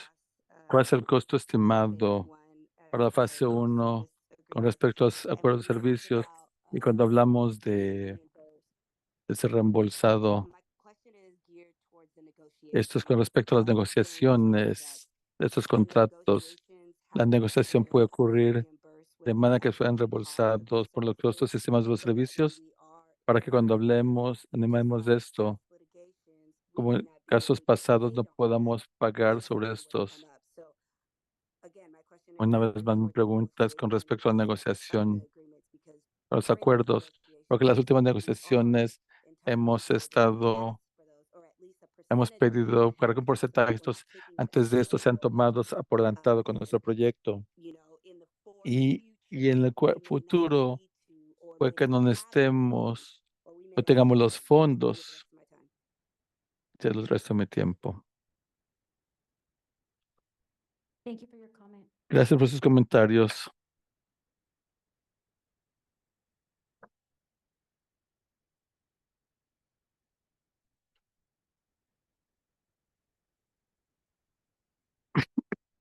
We have Sorry. Henry. Marta Henry, to talk on ¿puede public hablar? ¿Un comentario público? Zoom. Gracias, alcalde, por esa clarificación sobre supervisión. Tengo otra pregunta. Ahora entiendo completamente eso. Mi pregunta es, sí, y entiendo por qué muchos de esto tiene que ser subcontratado. Tenemos la habilidad y la capacidad para proveer supervisión. Y si es así, ¿quién está dando esta supervisión para estos consultantes? Y estoy de acuerdo con la llamada anterior. Es posible que podamos reembolsar por algunos de estos por adelantado en lugar de usar nuestros fondos para esto. Me preocupa que no se nos va a pagar como se lo declarado. Y también, ¿quién está dando la supervisión? Porque si tenemos que subcontratar la mayor parte de esto, ¿cómo podemos eficientemente o eficazmente proveer apoyo, supervisión? Pero gracias por esa clarificación, tiene sentido.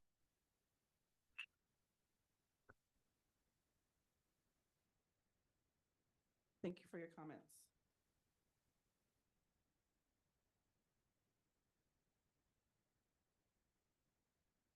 Mayor, at this time, no other members of the Alcalde, en su council will momento, take public comment on this item. ya no hay más comentarios públicos sobre este punto. Gracias. Cecilia, el comentario público. There's a couple questions there. ¿Par de preguntas? Answer them. The first question La about primera whether we pregunta take, sobre some si of our, tomamos cost, los of the costos consultant fees, upfront. We do. We have a development reimbursement agreement, and we don't let it get to below 25,000. When it's getting close to 25,000, the developer,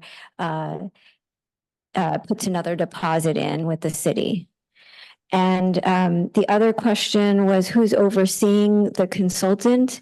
el Yes. consultante que va a supervisar, yo estoy supervisando al consultante y va a ser ingeniero por el proyecto específicamente que está supervisando esto. Right. Okay. I think some of the questions went back to, again, why are we hiring a consultant? It's, of course. La pregunta atrás, ¿por qué contratamos un consultante? You may need a consultant to do them instead of hiring four more. Entonces podemos hacer un consultante que haga eso, luego contratar a alguien más. And if you just speak to that, because I think the public is, they're trying to understand, but if we constantly just say from the dais, hey, why are you hiring a consultant? Then they don't understand why you guys in the engineering or other spaces are doing it. Could you speak to that? Sure. Yeah, we have several private development projects going on in the city, and we do have only a few engineers. So it does help for us to have these consultants. Para nosotros es bueno tener estos consultantes a bordo para que nos ayuden con ciertas cuestiones tediosas, revisión de planificación y cosas de ese típico.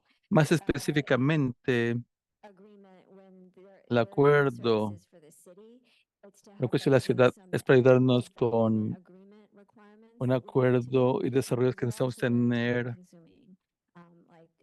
Por ejemplo, obligaciones con las demoliciones de los edificios.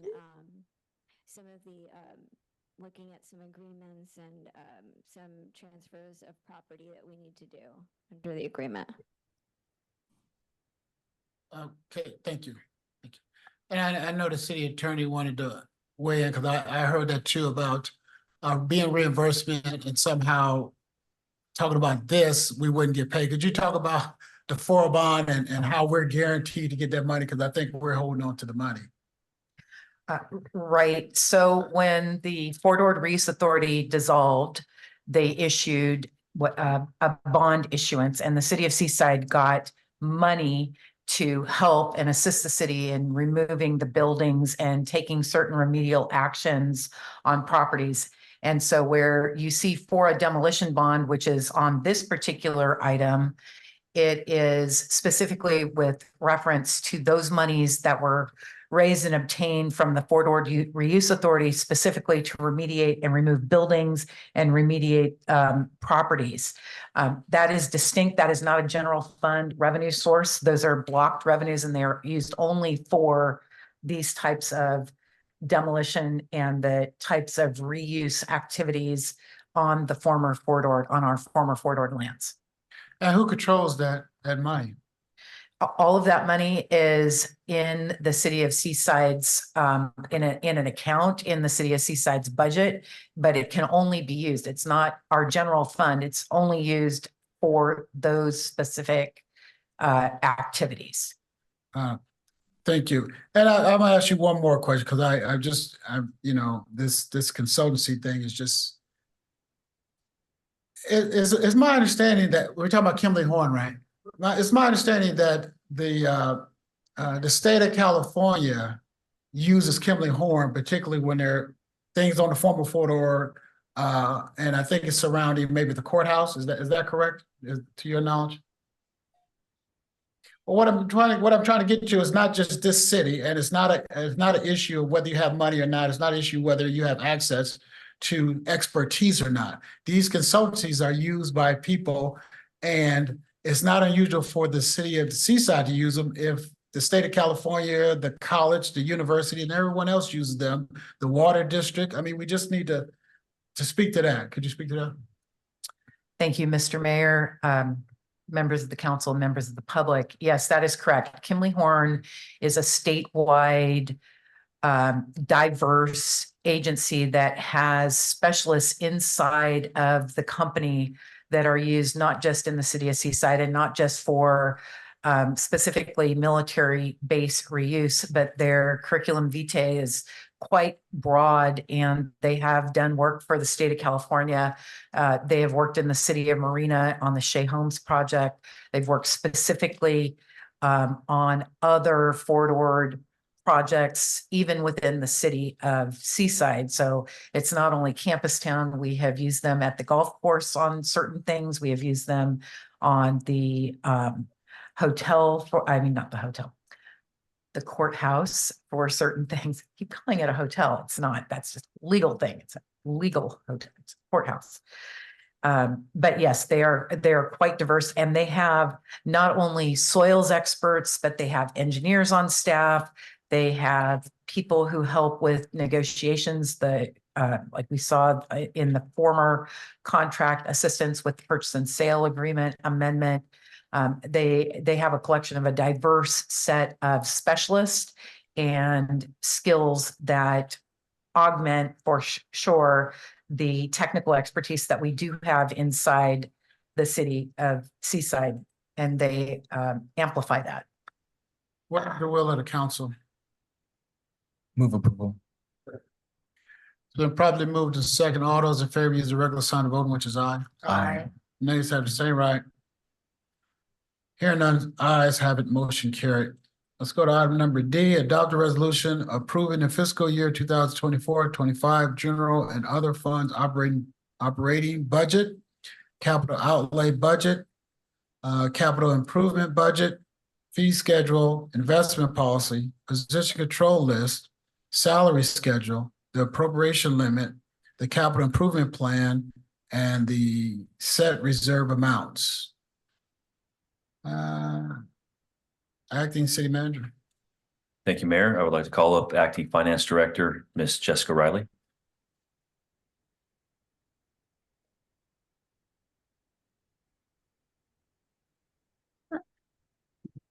Thank you, Acting City Manager. And thank you, Mr. Mayor, members of the council.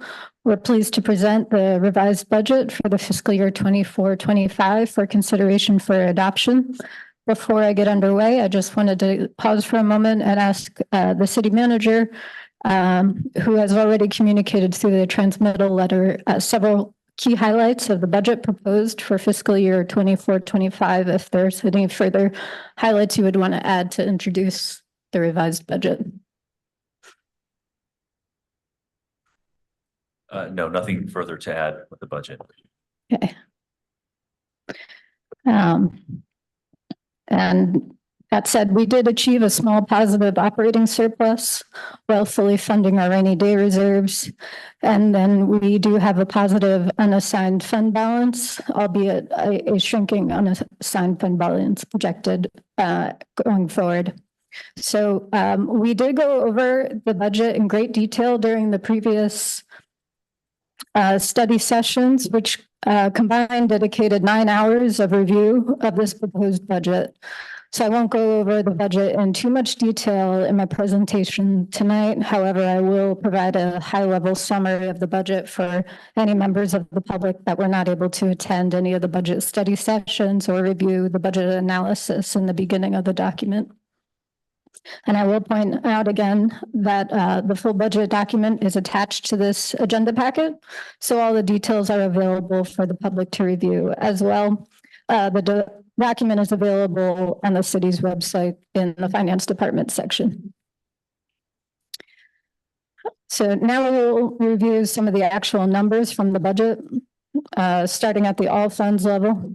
All funds includes not only our general fund, but also our special revenues funds, which are restricted for specific purposes, such as the four bond funds that were previously discussed. Our internal service funds, such as our fleet maintenance and our IT internal service fund, our enterprise funds, which is the golf course and the muni water system, and trust funds such as the RDA and custodial funds such as the sanitation district. At the top of this slide, you will see the 3-year trend in the fund balance at the all funds level. This includes the actual fund balance for 22-23, the projected fund balance for fiscal year 23-24, and the proposed fund balance for fiscal year 24-25. At the all funds level, we are expecting revenue in the amount of $81.1 million, expenditures of $89.8 million, which is a decrease in the all funds fund balance in the amount of $8.7 million. That decrease can be attributed to $4.3 million from the general fund capital improvement program and $2.9 million in for non-bond expenditures, as well as $2.8 million in street expenditures, of which $2.3 will be funded from the unassigned fund balance. So that's a brief look at the all funds.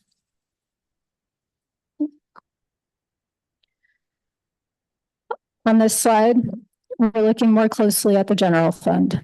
This is the same chart I had for all funds. So if you bring your attention to the top of the slide, which shows the fund balance trend for 3 years, you'll see fiscal year 22-23, the actual fund balance was $44.8 million. Projected for fiscal year 23-24 is $39.6 million, and proposed for 24-25 is $33.1 million. On this chart, I broke out our operating budget from our non-operating budget. So looking at our operating budget, we have $48.2 million in forecasted revenue against $48.1 million in expenditures, so that we have an operating surplus of $86,000.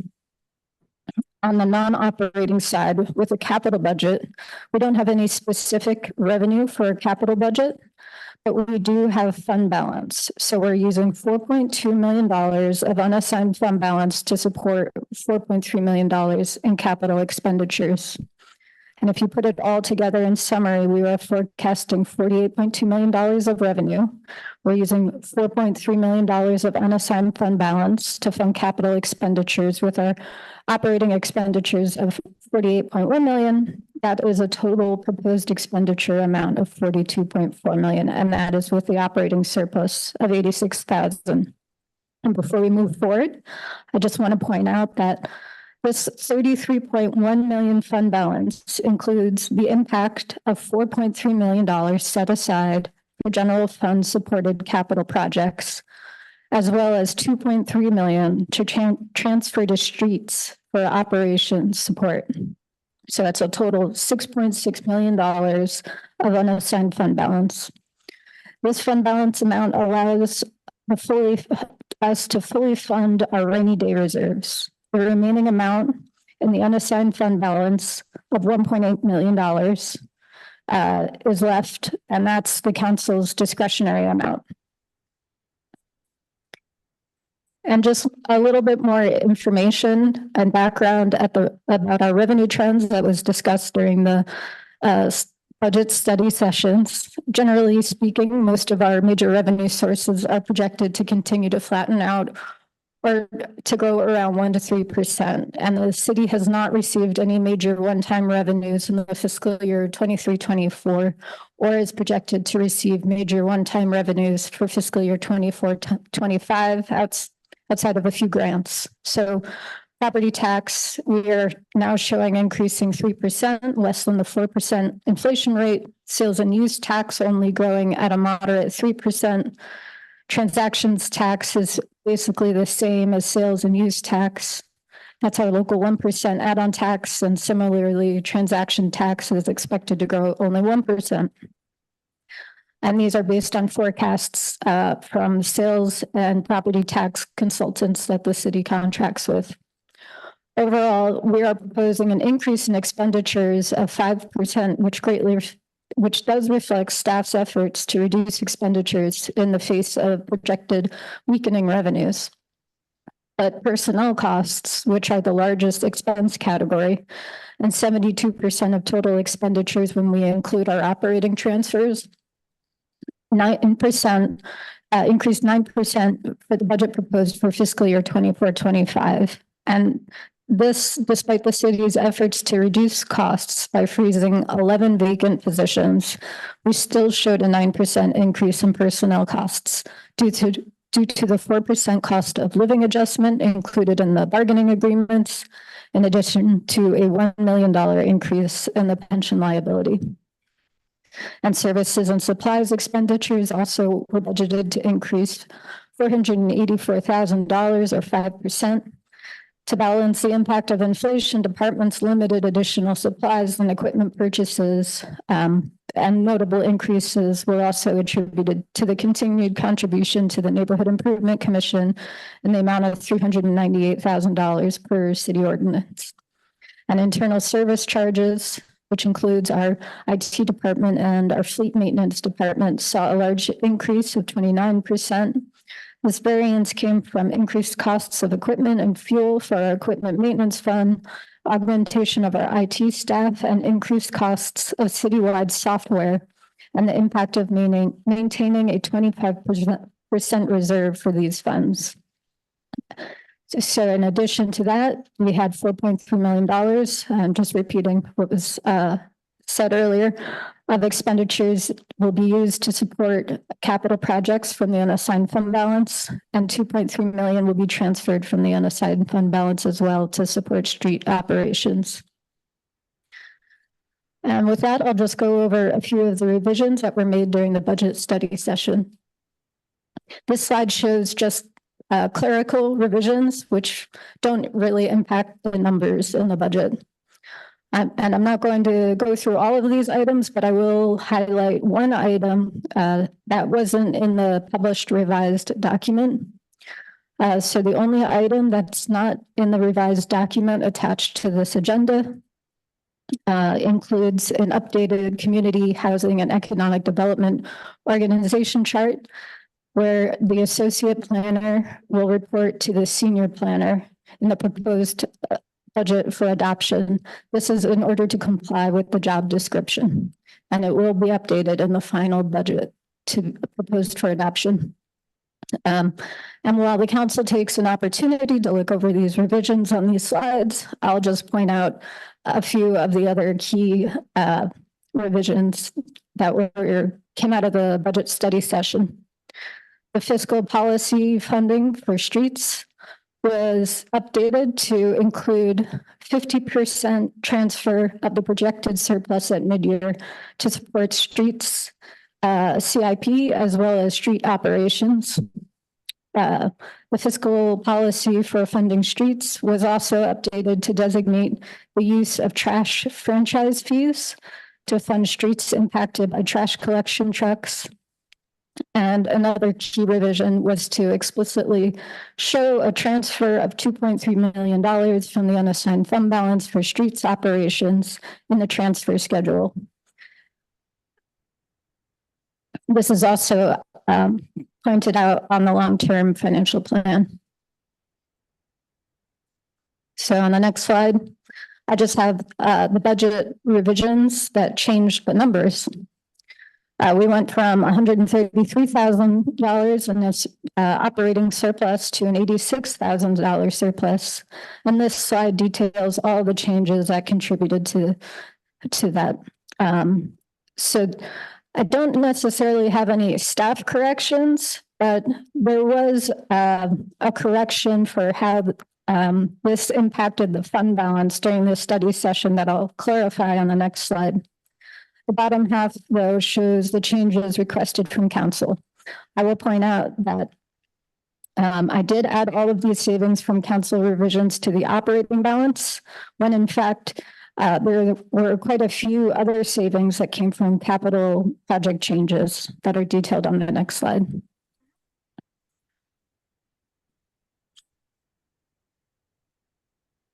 So, at the top, I'm showing the first draft general fund CIP funding that is, again, coming from the unassigned fund balance of $4.4 million. The staff proposed removing the upgrades to the bathroom and the dorms for Fire Station 1 for $300,000 and reclassifying this project in the CIP list for 24-25 for a lease purchase of a fire engine. Council also made the requests to reduce the Seaside Stars project by $5,000, remove the pump track project for a savings of $25,000, and to remove the Wheeler Tennis Court parking lot at $60,000. And there will be another additional savings from delaying a project or not moving forward or rolling forward a project, which is detailed on the next slide.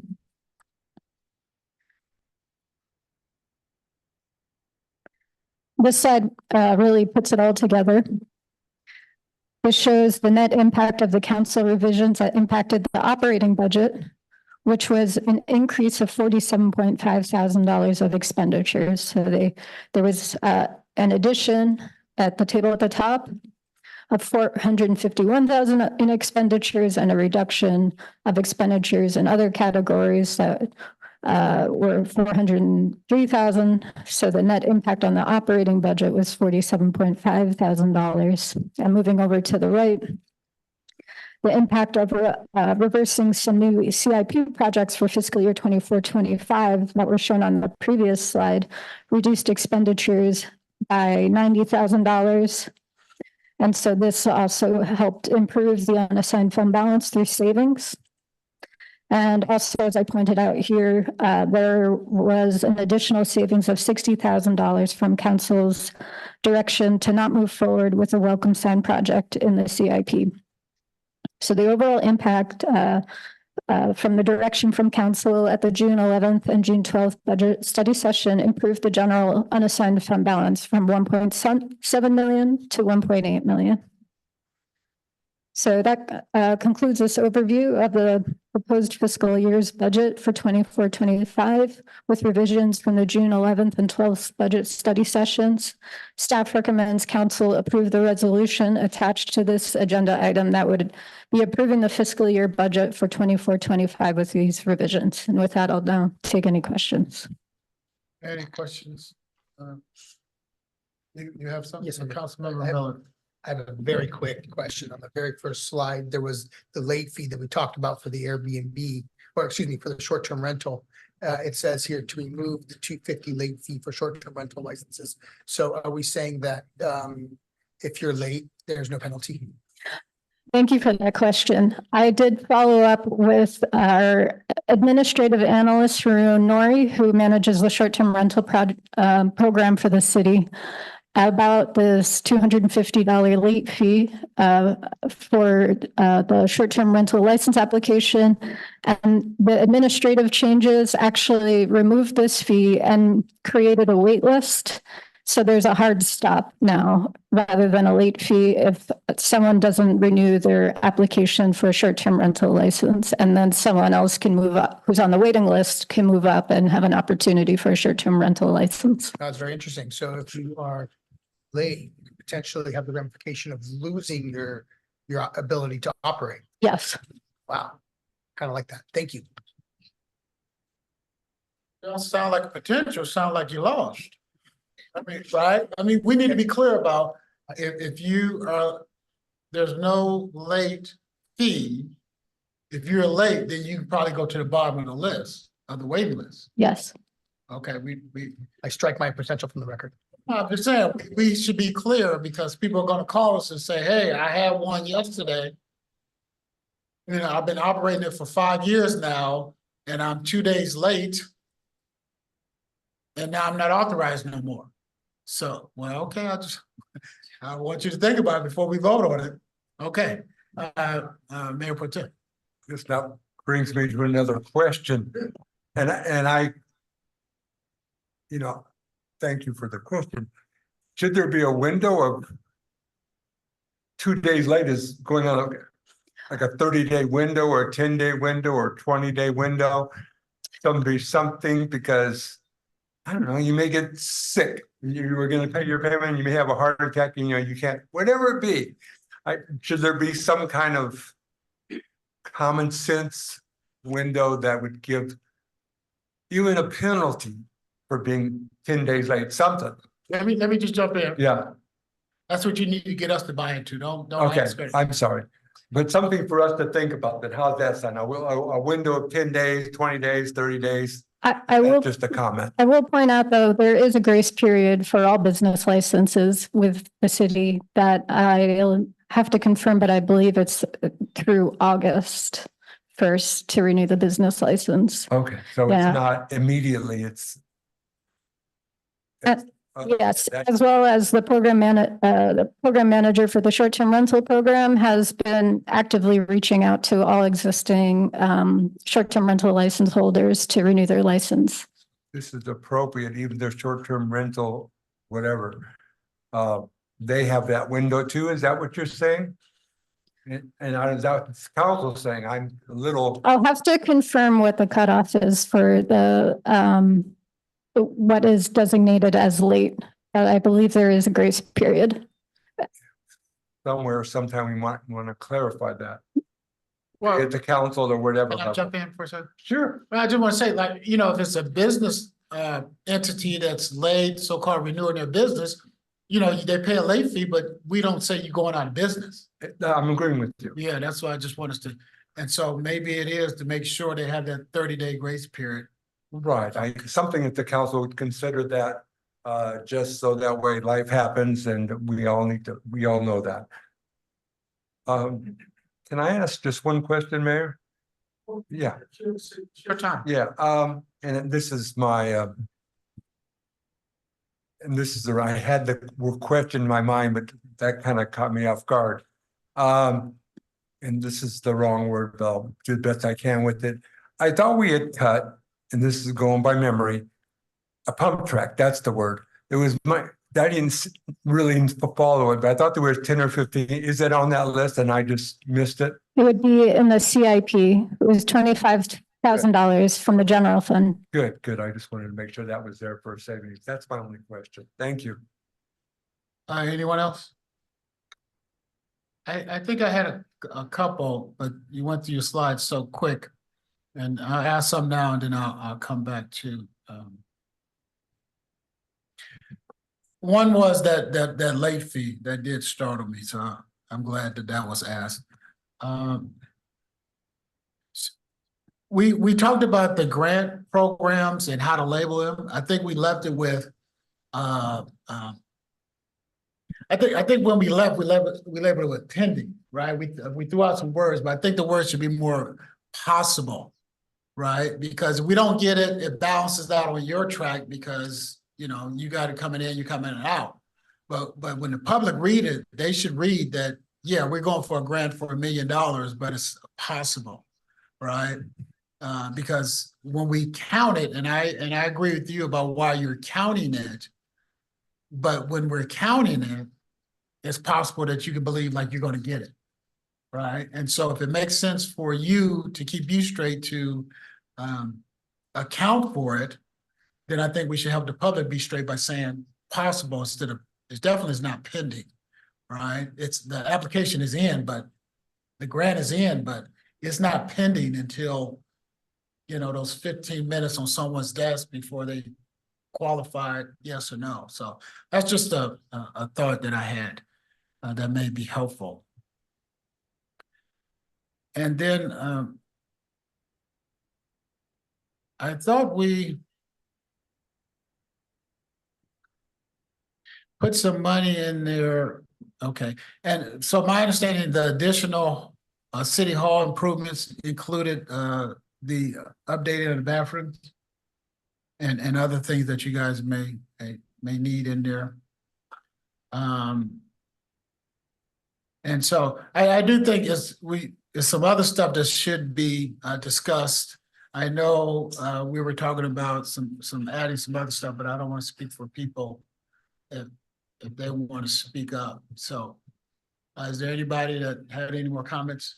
Councilmember Garcia is over. No, definitely. Thank you for bringing that up. I did have a request to add something, but I just didn't know if now was the right time to do that. Yes, now it's.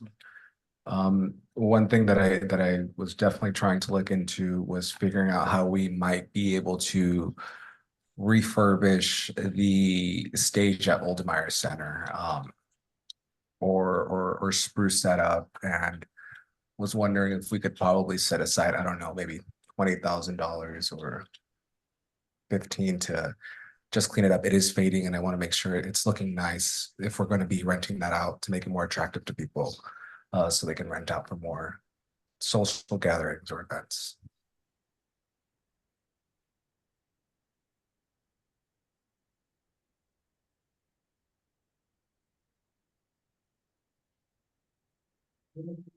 Yeah, I thought we're done with the budget, so I'll go back and ask for, as a space holder, if the word is well used, $30,000 for the safe route to school for Sonoma, or Dairywood School on Noche Buena as a placeholder as such. Safe route to schools on where? Sonoma Street Okay. and or Dairy Woods on No Chippewa. Okay. Uh, Council Member Burks. I have a question regarding your comment about the stage. Does that include the screen? Because I know that screen has a motor that doesn't work so well, so sometimes it goes up and down. And it's used for a lot of our, I don't know if that amount, or would we want to add on to that? Or are you just thinking just the physical stage? I don't foresee it being more, the stage being more than 20, but if you want, we can increase it to 30 to see if we can include the scope of the screen. Yeah. Yeah. Okay.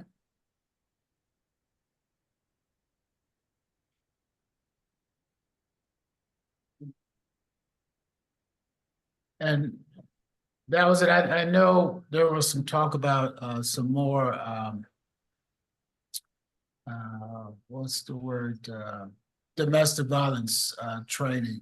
There's no, I don't know if that's, we didn't even put nothing in the was it community family and community service program.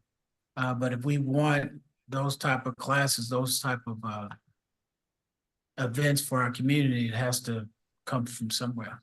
So is that something we want to look at the year, or that's something we want to? I don't think it's that fairly expensive to. I would think it'd be like $5,000 to add to that. If that much, I don't know, but Yeah. I'm just, yeah. Yeah, up to. And I had something else I wanted to add to. I don't know if it, I don't even know how much we have left right now, but you know, I really think we're shorting, and I know you guys probably agree, but I'll say it.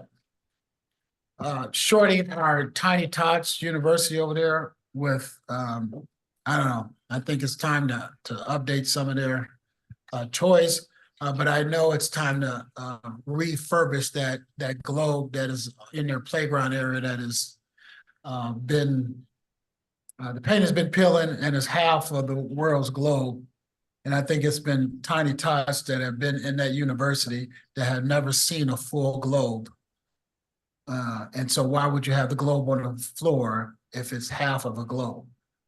And we're calling those kids into our building.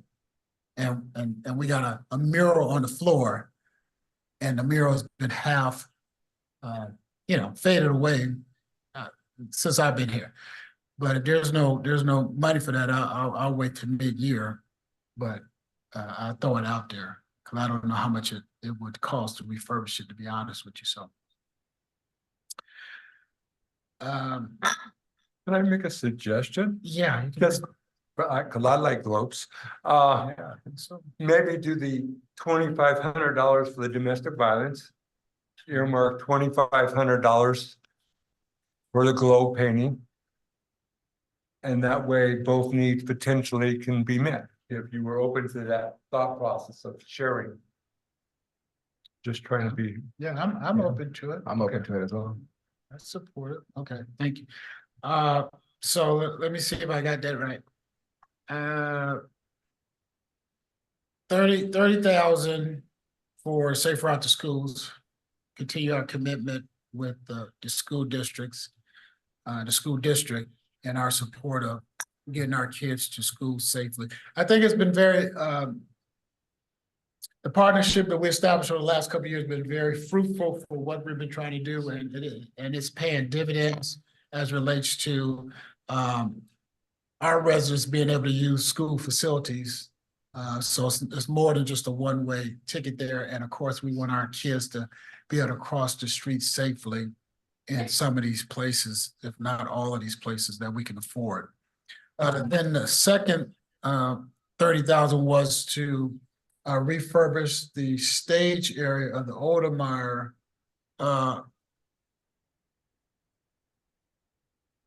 That didn't include the for the screen and the motor, but that's all exclusive, right? Does that make sense? You know, if yeah. And that's then, up to. Yeah, up to 30, and I'm sure there's a lot of savings in there. It's just we don't have a. And then it was 5. Let's just do it this way. Then it was 2,500 for some Domestic. domestic violence training courses. Oh, there you go. Who's that? Look at that. What am I doing up here? And then, yeah, the globe mural and hopefully it doesn't cost that. Maybe some of that can go into, the savings can go into, you know, some STEM type toys for those kids or whatever the case may be. All right. Can we get here's that total and then we'll minus that from.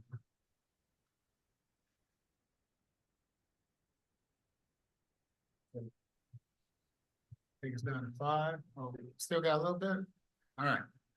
I think in the spirit of what we've been doing, I'm sure there's always more needs out there, but in the spirit of what we've been doing, not necessarily spend it all at this point in time, even though there's nothing wrong with spending it all and having a balanced budget. That's what a balanced budget is. But if we can vote in a surplus, I think we'll be doing a lot better than other cities at this time. But if it was 0, that doesn't mean we're bad people. That doesn't mean we did anything wrong. That means we push the money back out into the community as we deem fit. Okay, if everybody's comfortable, we'll take it out for public comment. Before I do that, I do want to say quickly, I think I share the same concerns that the council has with our budget. Instead of me, I'll say a little bit right now. I'll say a little bit right now. I appreciate the acting city manager and the acting finance director for digging deep with all of the department heads to come together to provide us with a balanced budget, meaning we didn't have to go into reserves. Our designated reserves, our unrestricted fund balance is different, right? That's what it's there for. But we didn't have to go in our reserves. And most importantly, they did it without the threat of laying anyone off or something like that. And so they actually had to go back into the departments to ask for tightening their belts so we can adopt a balanced budget and move forward. So I want to say kudos to the acting city manager, acting finance director, and all the department heads and every employee that said, "Hey, boss, I can do without this. Hey, boss, I can do without that. And hey, I really would like to have that, but you know, I know we all chip it in." And I think they did that. And then my last thing is I want to appreciate the thinking, particularly about the fire department and figuring out a way to get them a new rig, as it's called. Well, I don't know the special name, but a new fire truck, as it's called, because you know, people really appreciate, the firefighters really appreciate that. And then I have more comments as we close, but as we move forward, I do think that we have to figure out a way how to keep growing this pie and reducing our personnel cost. Finding ways to do that as we grow the pie. Public comments open. Members of the public in the chamber, please approach the podium. Members of the public on Zoom, please use the raise your hand feature or dial *9 if you're calling from a phone.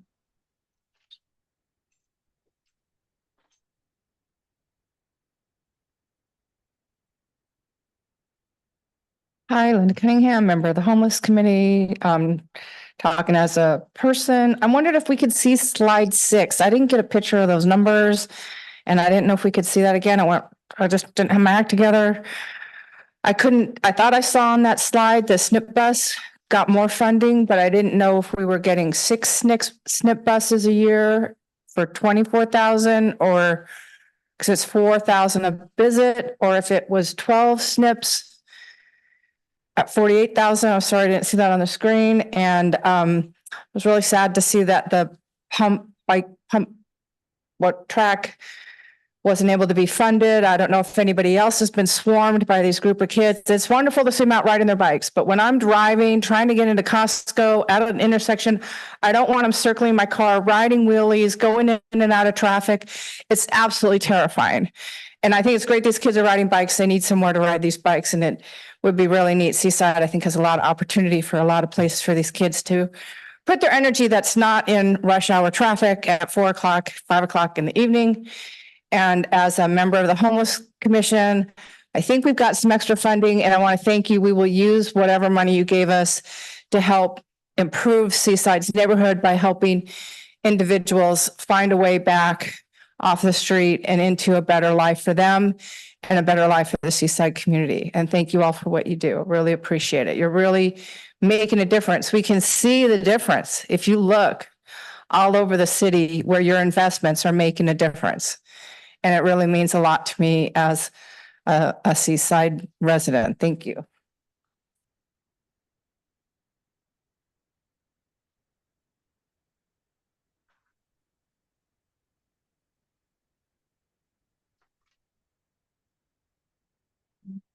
Martha Henry, you now have the floor to make your public comment. Hi, thank you so much.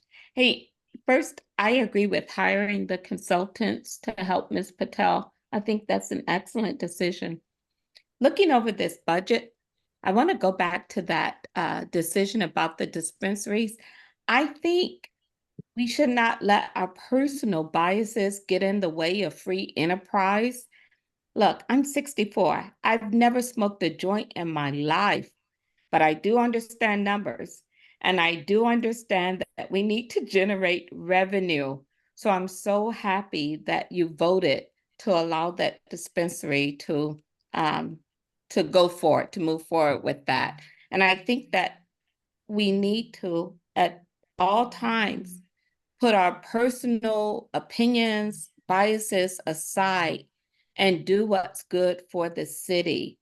And that means free enterprise. We need to generate, the budget is wonderful, good job, but we need some more revenue in the city. I do not want to see an empty storefront on Broadway, on Fremont, anywhere in the city. And I understand your concerns because remember, I've never smoked a joint, but it's not about me. It's what's good for our city.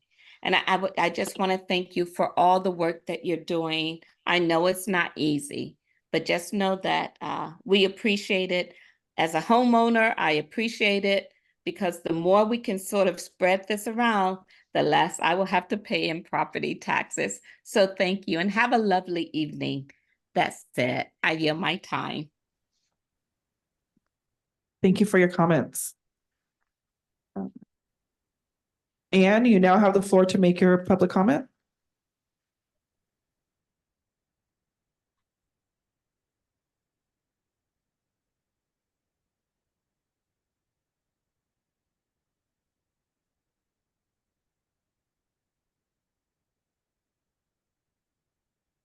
Anne, you now have the floor to make your public comment. Can you hear me now? Yes. Okay. Sorry I wasn't there to be at this meeting in person, but I had other commitments.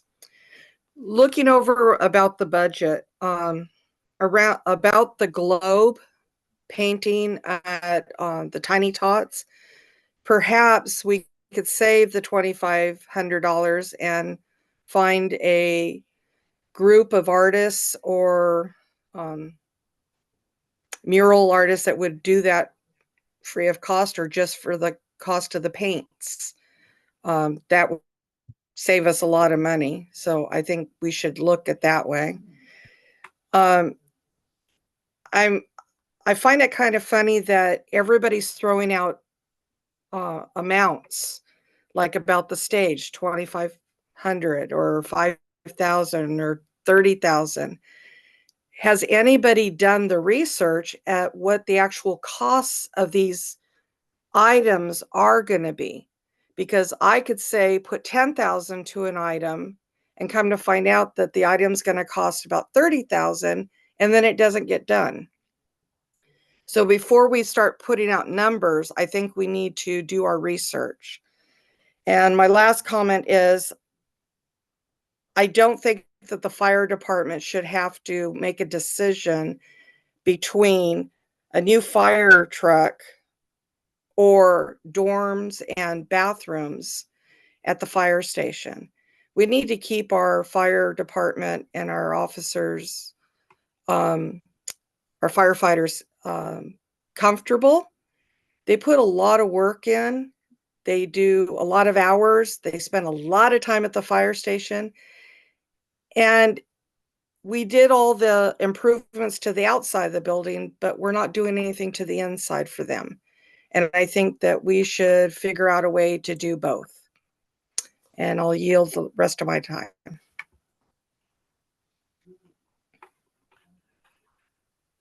Thank you for your comments. Carla Lobo, you now have the floor to make your public comment. Can you hear me? Yes. Okay, thank you. Great job. You know, being acting city manager and acting finance manager that has the experience is different than actually presenting the budget and balancing it at that. 11 held positions. I had the opportunity to just sit back and listen to the presentations. We should want to invest in our commissions because our commissions are the representation and the accountabilities that are brought up to the council. So for us to not fund them or just continue to fund them at the same rate, then we're saying that we're not wanting to invest in our community members. Yes, economic growth is essential, but we haven't had some of the economical growth that any of the other municipalities close to us have had. So when we're talking about what we're going to put in these empty buildings, we should think about the longevity of that, because if it's a downward spiral for a drug that is not yet federally accepted, then we're going to have bigger issues legally. So balance is great, but we also are skimming on our customer service. Our one of our revenues that come in by just renting the Oldemeyer Center or the numerous groups that come in through the Petula Pool, we don't have enough lifeguards to come in and keep it open and keep it going. So, you know, when we think about the longevity and the growth of Seaside, we need to think about our roots and where we're stable in, and what are we doing to help that growth within those departments. You know, we had pivotal individuals that left. We're holding 11 positions. That's hard on the people that are still there, that are like Ms. Patel, that needs to bend her out. Because when we're talking about vendoring these out for consultants, that's a luxury. Let's not forget, consultants are a luxury. So we're going to have mid-year. I just hope that we understand that economic growth starts at anywhere. Uplifting what we already have. We have a whole Cardinelli and Monterey Bay that are in our backyards that we haven't even utilized for economic growth within here. So again, this is a business. This is our taxpayer money. And no, our property taxes are not going to lower. Had we thought about upping the TOT tax? The Monterey County is thinking of doing that now. It didn't pass now, but they're thinking that in the future. And then also short-term rentals. All that could be taxed. All that's economic growth right now that we could have done last year, a couple years before this. I yield the rest of my time. Thank you for your comments.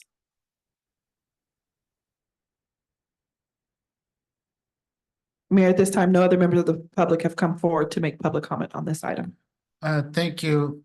Public comments closed. What? Oh, I'm sorry. Why? Yeah.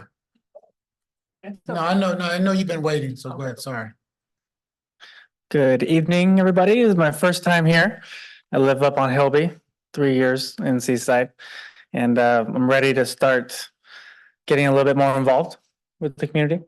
And so I would love just a little bit of education on how the budget process at the end there works. Maybe just a brief comment. You know, Alexis and David and Rita, you threw out, and Ian, you threw out like some figures for some projects that do seem very promising, but is that how it works? If there's a surplus, we get to decide at the end? Do you guys take suggestions from the community on certain ways to spend the surplus? That's all. Thank you.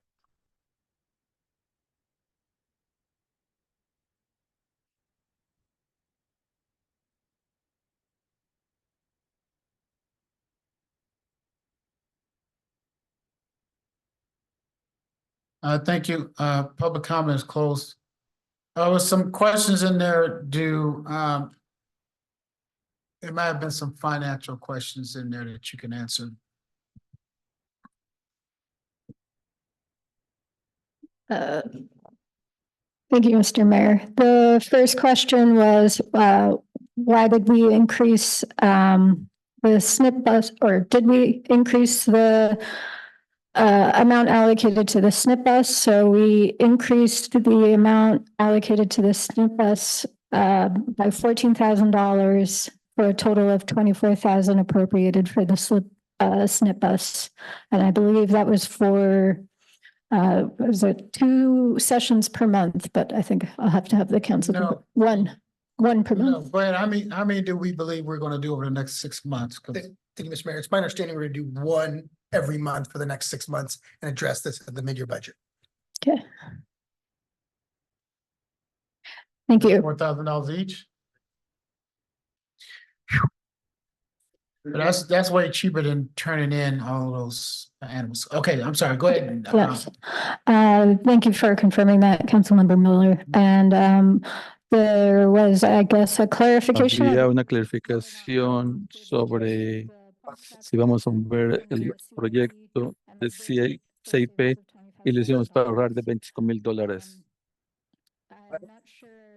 No estoy seguro la alternativa de nosotros. Se está ofreciendo al alcalde.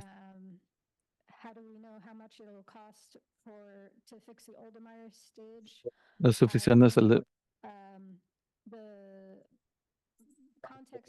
el contexto que le puedo dar para esto es durante un par de comentarios que hablamos brevemente con el director de Recreación Núñez, director de Trabajo, Obras Públicas, Patel, sobre unos $60,000 en el CIP para el mejoramiento del edificio, y queremos confirmar cualquier mejoramiento incluido en unos $60,000 para arreglar los sistemas de enfriamiento, con las otras cantidades de $70,000 a medio camino a mitad de este contenido. Parece razonable sin intento de hacer este cambio de investigación, pero hay una pregunta sobre por qué el departamento de bomberos tiene que escoger entre mejorar los baños y dormitorios o establecer una máquina de bomberos y la establección con los baños, como los baños se están moviendo el CIP y es cambiado. Y esto es porque el director de Trabajos Públicos quiere establecer trabajo para la estación de bomberos número 1. Y esto está reflejado en los $270,000 de la estación de bomberos.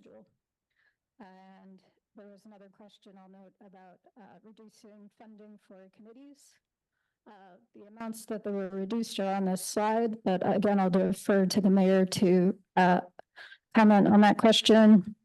There was also a question about, I'm not quite sure how to address this, but basically I wanted to. Básicamente quiero apuntar que hay un balance difícil que va a consultantes. Tenemos que ser conscientes de que tomar una posición de contratar a alguien es permanente y no quiero ser en una posición donde estamos viendo reducción de ingresos en el futuro y no podemos apoyar esta posición para el próximo año. Tenemos que tomar una decisión para pagar a alguien más.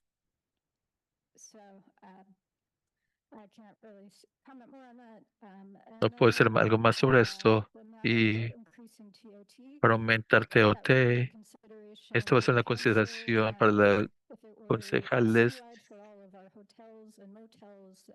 y muchos hoteles están votando por el público. Los rentals. And I'll defer to the mayor and the council. Y esto me refiero al alcalde y a los consejos para responder todas estas preguntas. Está bien, gracias. Well done.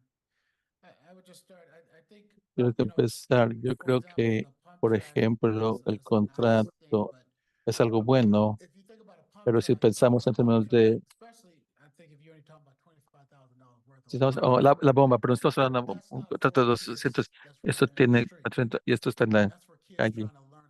Es para que puedan saber manejar una bicicleta, para que no puedan andar en bicicleta, para que decir que no tengas que avanzar los momentos, y eso te da la aceleración. Estamos haciendo Willis en las calles y estamos haciendo que son mejores para eso que es la.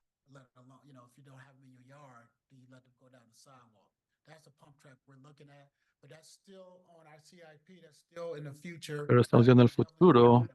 Hemos hablado de un lugar para poder ponerlo, pero ahí es donde es relativamente fácil poner esto. Y también yo iría a, creo que hablamos de esto. Creo que vamos a ver los comités, las comisiones. Estos son representantes.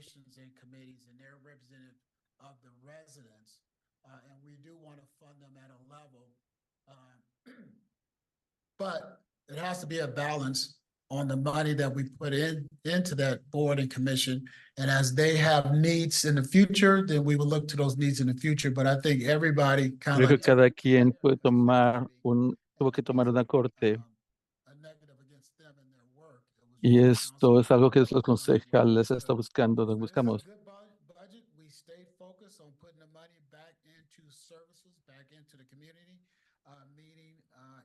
Personnel, like I said before, we did it without laying anyone off. We'll just end with the comment Estamos about usando el comentario.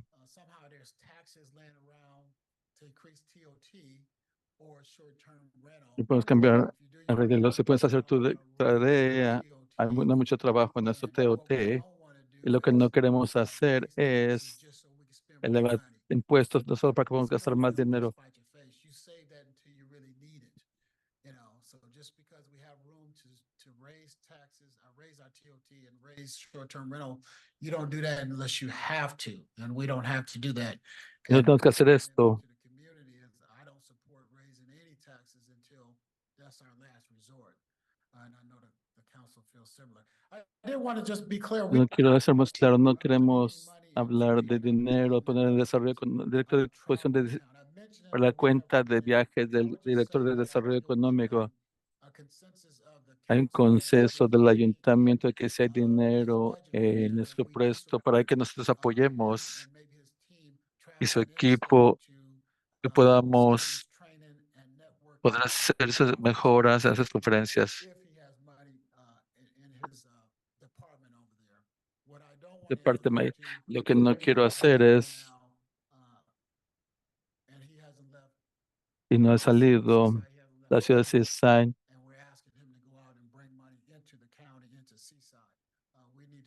Necesitamos apoyar desarrollo económico. Y tenemos que comentarios y lo compartimos. Get out there, shaking hands, meeting people, networking, and having businesses that are in other counties take a fresh look at Seaside.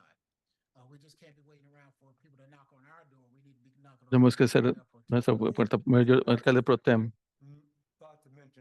Quiero mencionar que la última cosa que quiero recordar, y lo he mencionado genéricamente, pero sería bueno que podamos, ella sepa o ella sepa, que si podemos localizar $5,000 para algo, para que sea el punto de partida, porque esta ciudad tiene que desarrollar y traer la gente, tiene que dar $5,000 en el estado.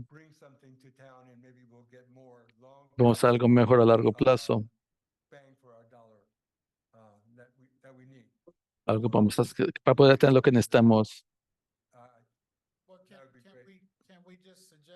Podemos sugerir entonces que reorganicen el presupuesto interno.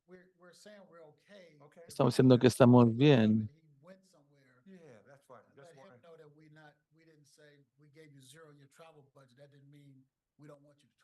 no queremos que viajen, tenemos que dar un presupuesto de viaje. Entonces es un buen concepto. Vamos a ver qué es lo que vamos a hacer. Y hay comentarios en esto. Con este consultante, el director de finanzas, el director financiero dijo, tenemos muchas cosas que están ocurriendo en Seaside, mucho trabajo de ingeniería que está ocurriendo en Seaside y el departamento está haciendo un gran trabajo, pero algunos de estos proyectos son de 12 meses, 18 meses, yo creo que 24 meses. Entonces, lo que no queremos hacer es contratar empleado para que haga eso.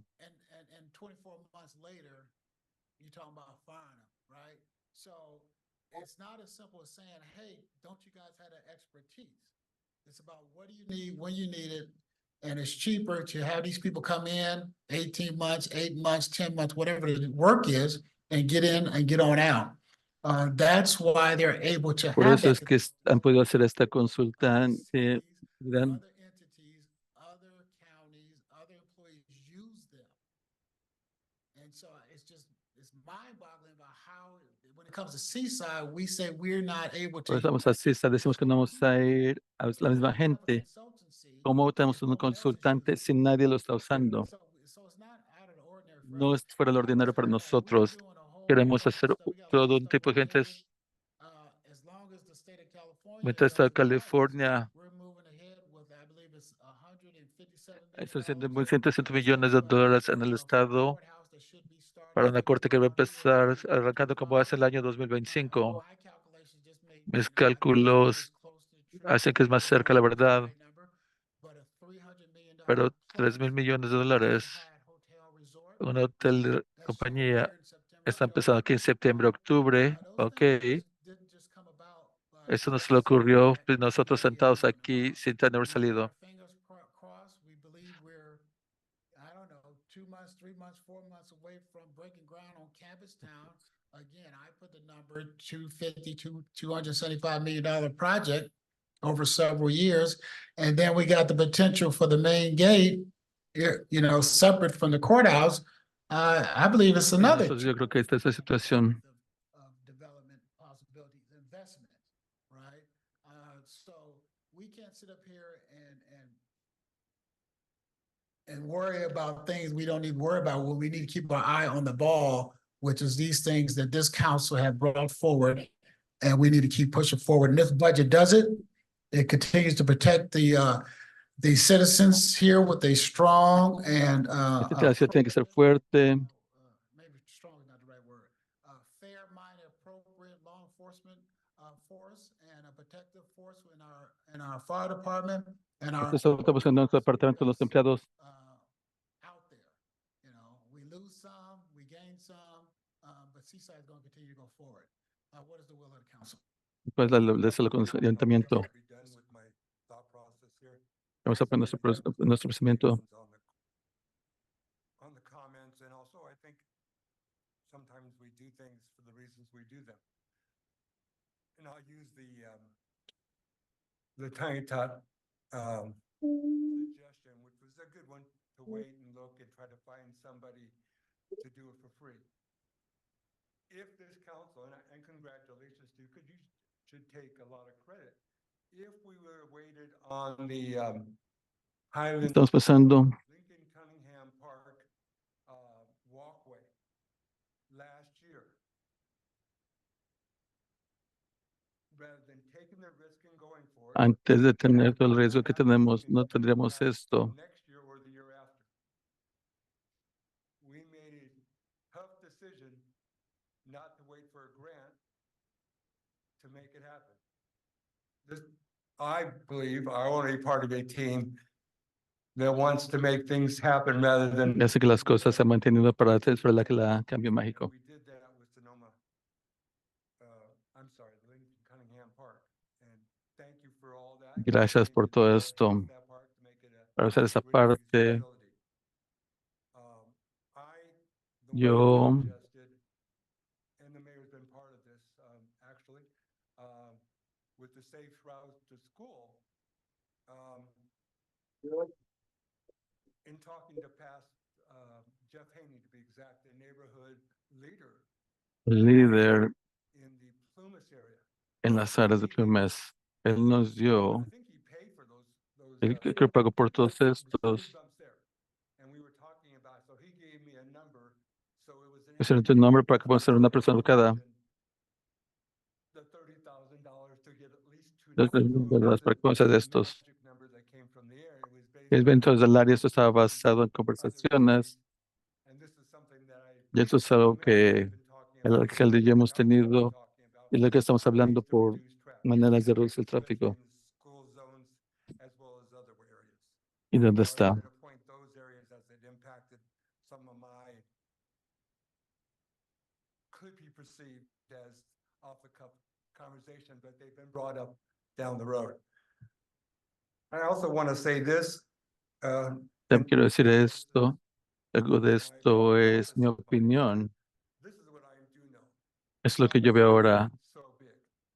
The dollars we have El dólar que tenemos ahora is so much, only so es algo que nosotros, dólares, no somos el gobierno federal, no tenemos un presupuesto que podemos decir. Tenemos que tener un presupuesto balanceado, tenemos que estar dentro de los presupuestos y tenemos que hacer que funcione de todo lo mejor que podamos. I think we did that, but I do have concerns.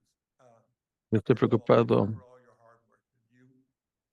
Just for me pestering you alone, you've answered countless questions, you're on top of the game, and you replied far more extensively than I had requested, and it shed a lot of light on the subject.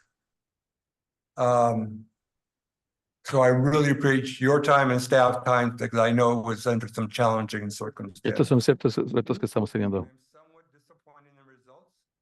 I understand what the mayor said and this council has said, but I believe we could have done better, and I hope we will do better.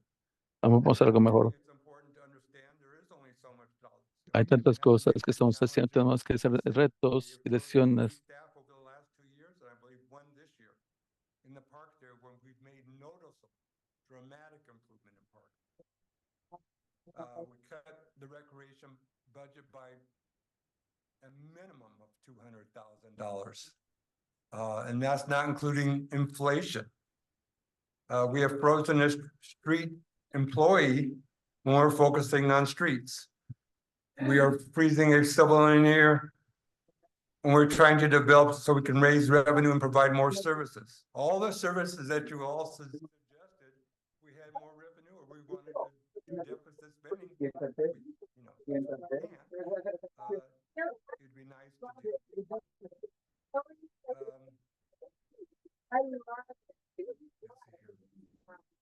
We can look at any way we want to look at it, but with these 11 frozen positions or 4 or 5 frozen positions, surfaces are going to be impacted. Recreation will be impacted, street repair will be impacted, parks will be impacted. It's just about, there will be impact.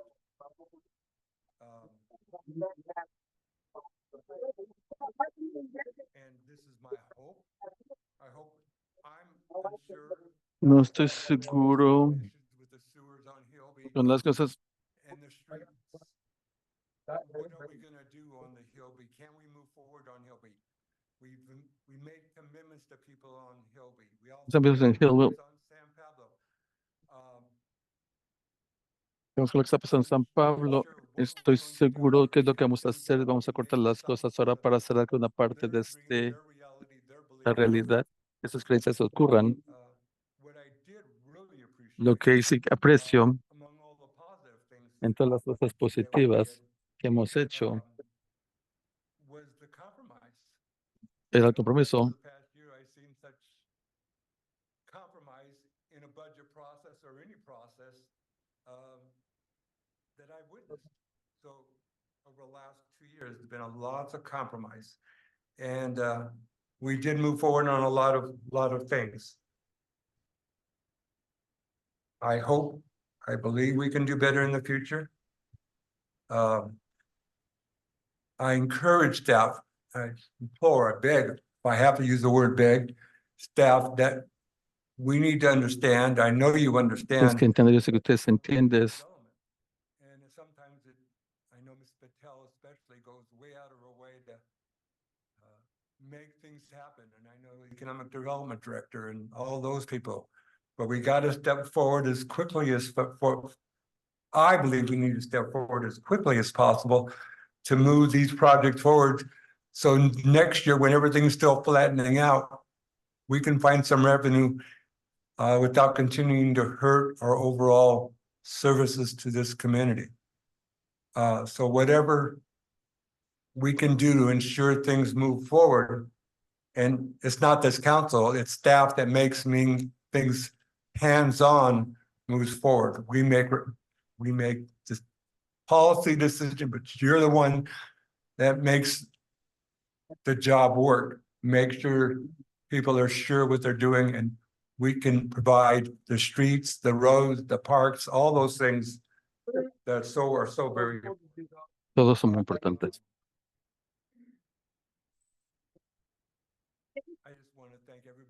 Quiero dar las gracias a todos por lo que han hecho, para asegurarse que esto ya ha funcionado. Voy a apoyarlo. Me interesan las posiciones. Yo sé que todos están preocupados por estas posiciones, pero quiero dar las gracias a este equipo por comprometerse para obtener las cosas bien. Debe ser bueno estar en este proceso para hacer nuestra ciudad un mejor lugar para todos. Gracias. Anyone else? Before I take a quick 30 seconds. I think we're all concerned about the open positions and the so-called frozen positions, but no one's suggesting going to reserve to pay for these positions. Esta propuesta de sesión no es el staff, somos nosotros. Y eso lo estamos haciendo y no hay nada mal con eso. La economía es la economía, estamos dentro de una economía. Cuando hablamos del estado de California, todavía buscando cerca de 37. Este es dinero que nosotros hacemos por las ciudades, por pasto. Estos son ingresos que ellos no tenían, y esto quiere decir que estos servicios y que el dinero no se estaba gastando en el Estado. Entonces somos parte de todo esto. Tenemos que reaccionar a esto. Haz un buen trabajo. Les aprecio todo esto. So I say again, the whole council is concerned with the safety of our residents, whether they're riding a bicycle or walking. We are concerned with that, and we're doing everything we can to make sure they're safe in our community with this budget. I do want to answer that question that was asked earlier is, can the community or residents weigh in on this budget? Yes, you can weigh in at all times, anytime, and that's what people do. You know, they tell us what we should be doing with the money, whether it's at budget time or not budget time. And that's the dichotomy of it is I go to Costco and someone tells me, hey, you should. Por ejemplo, yo puedo ir a Costco y me dicen, yo puedo gastar más dinero en policía. Me gusta la policía. Y vamos a las casas. Yo no sé cómo hacer los servicios. Puede ser gastar más dinero en programas para los niños. Estamos en el mismo dólar. Entonces, para nosotros tenemos que balancearlo. Estamos escuchando nosotros por ciertas posiciones. And then I do believe we left some money, a significant amount of money in the CIP for traffic calming on Hilby. We just said we wasn't going to do a lot of digging. And so it's a lot of money there to slow Está down. mucho dinero aquí para deshacer el tráfico. Paying for cement for the bub outs and all those things. So we have that commitment. Having said that, what is the will of the council as it relates to the adoption of the 2024-25 budget? I make a motion to approve the recommendation of the budget. Second. La recomendación por presupuesto y clarificando sus preocupaciones. Okay. On the question, it's been probably moved in second. On the question, all those in favor use the regular sign Los, button, which is los levantes su mano los que están a favor. Ayes have the same right. Ayes have it, motion carried. La moción pasa. Before we take our little break here, Antes de tomar un descanso, vamos a abrir esto para comentario público. Para aquellas gentes que no han hablado antes. Members of the public in the chamber, please approach the podium. Members of the public on Zoom, please use the raise your hand feature or dial *9 if you're calling from a show. Para la gente que habla en público, levanten su mano o marquen estrella 69. Y sería bueno mantener a puntos que no estén en la agenda.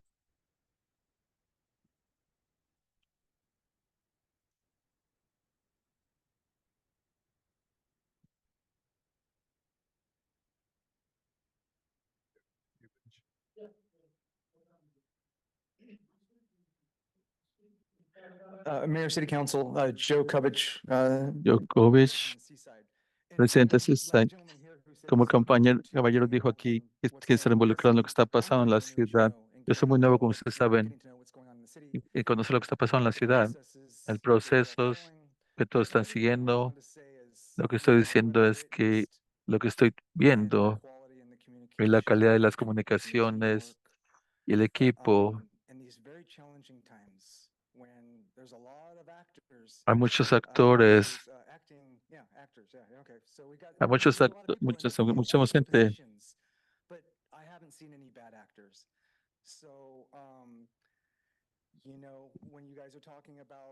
Cuando estamos cambiando y estamos tratando de cambiar el dinero y en áreas que todos identificamos, y somos un equipo que entró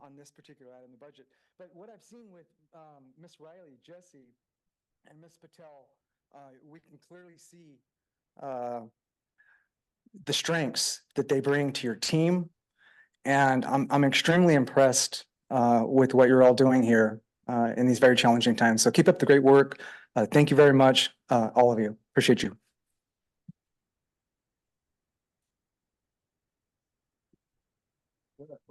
Nobody? Seeing no one else, public comment is closed. I would just, before I ask for a recess, I would just say, yeah, we may have a handful, a couple people in. tenemos un par de gentes en posiciones activas, pero esto es un título. Es un título porque están siendo seleccionados, pero estas gentes tienen más experiencia y capacidad para obtener ese trabajo. If they got hired for that job, if that makes sense, right? So, and I'm not necessarily you, Joe, but I'm just talking to the ether where that's just the name of it. Because they have not been officially appointed to that job, but their qualifications. Estas cualificaciones los pueden tener esas posiciones y yo creo en cualquier ciudad en esta península. Y quería decirles en privado, pero jefe, está haciendo muy bien aquí. Le voy a decir, Privately, but I'm gonna tell him now, you know, he is providing great leadership and his title is acting, right? But that's just the title. That doesn't comment on his abilities. And I can tell you, he got estamos outstanding completamente qualities. So appreciate you. lo apreciamos. Everybody's okay Well, with the recess until the sound of yes. the gavel on the return.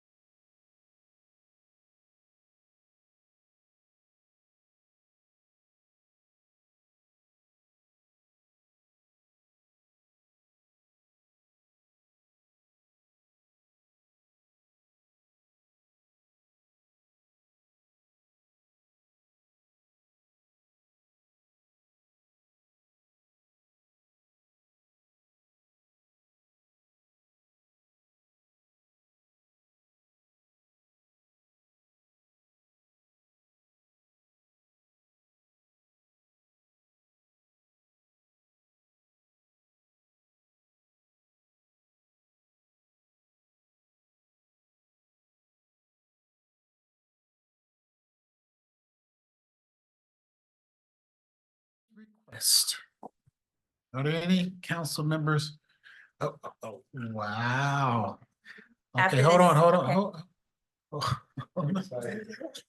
I can tell. I can tell. Council member Burks.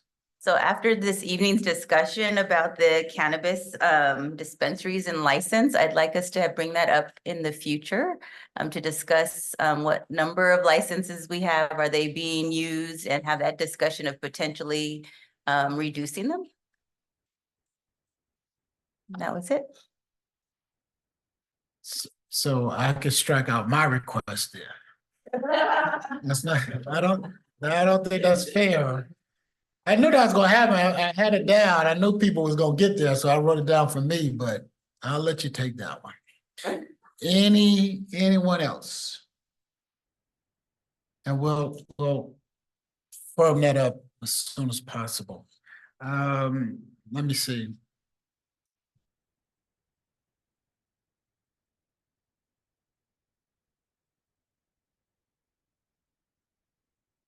Okay, that's all I had. All right, so acting city manager, are there any follow-ups on previous requests?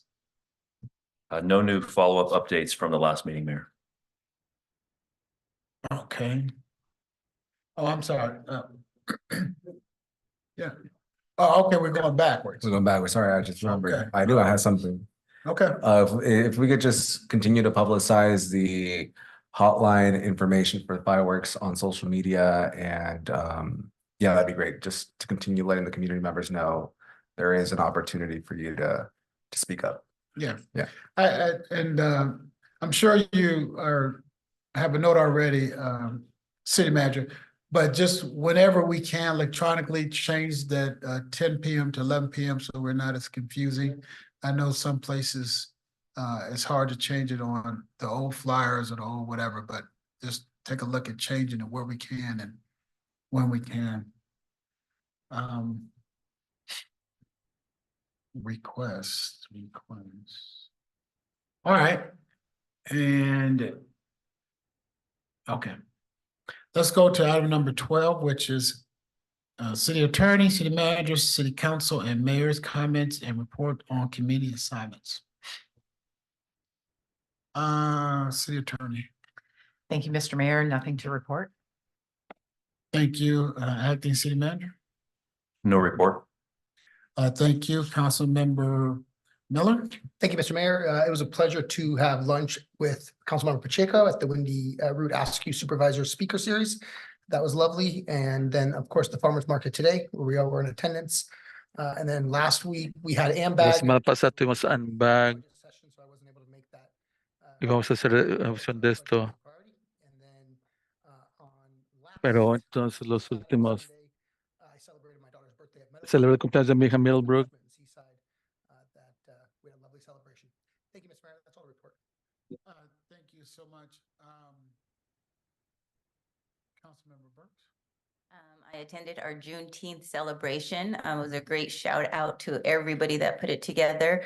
When I was there, we had a lady sitting next to our family, and she's from Arizona, and she shared that she comes out to the peninsula to get away from the heat, but as soon as Estuvo she sacando el calor, cuando estuvo sacando el calor, cuando aprendió toda nuestra música en vivo, le encantó. was her favorite celebration because she doesn't get to have that diversity that we get to celebrate here in Seaside. Y vamos a ver esto en Seaside. So it was really great to hear her give a shout out and kind of learn who we are and all the different people in the city. So, yeah. Who was that again? I'm sorry. It was a lady sitting next to us. Yeah. Okay, thank you. Councilmember Garcia-Rosallo. Yeah, so on the 10th, I joined the Monterey Peninsula Chamber of Commerce and the Monterey County Business Council for their opening of the Small Business Development Center in Monterey. And it was just important to be there, have representation. Seaside does play a crucial role in that development center as well. So it was great to support. Un gran placer apoyar a nosotros mismos, la comunidad, de apoyar las cosas que está haciendo. También así a la celebración de Juneteenth con es un gran evento, representa el estado y vocal, todo esto.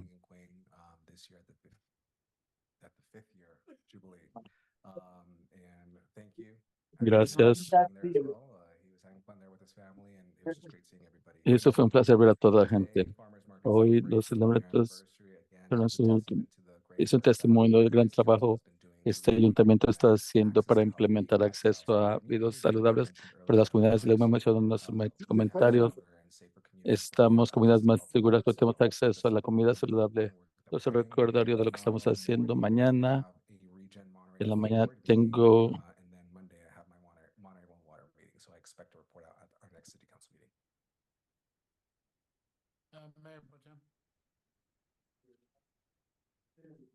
George Conford, who's a retired lieutenant colonel, who's a former business owner in Seaside titled.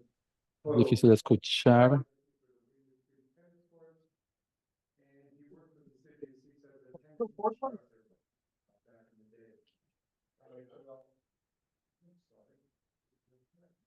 Anyway, just moving on, just to be. Okay. I attended the funeral of George Cornford, a retired lieutenant colonel, former business owner in Seaside called Total Tennis, and a former tennis advocate for the Wheeler Street tennis courts. And he was also a tennis instructor with the city of Seaside. Attended Juneteenth with the rest of us, and thank you for all the organizers that made that happen. Great event. Attended the Monterey Salinas Transit meeting. The board is moving forward with the SURF project, though there are some small roadblocks by groups that do not believe in the overall effort, but it is still moving forward.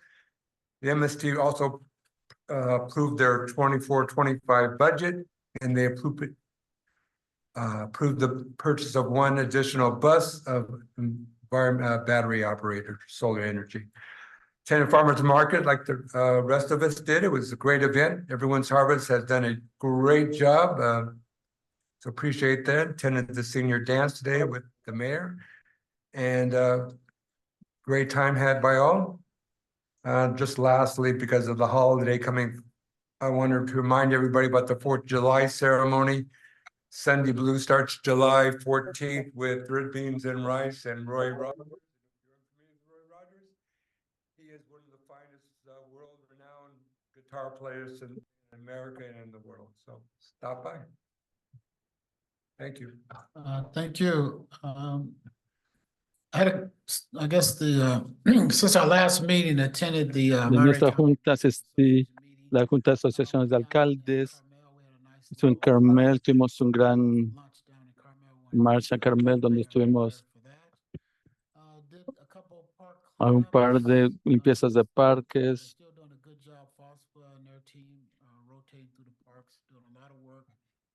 Mucho trabajo, hay gente que sabe la ciudad mucho dinero, aprende una cancelación de mosquitos y nuestro evento de impuestos de ahí. Sí, fue aprobada con respecto a esos puntos. Hablé con el alcalde de Monterrey. Esto por hablar con los internos.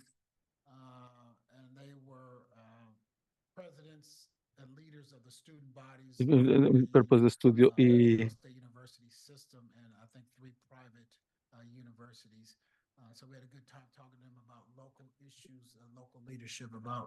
estamos hablando con liderazgo local por cómo ayudar a estas cosas y mantener estas cosas bien.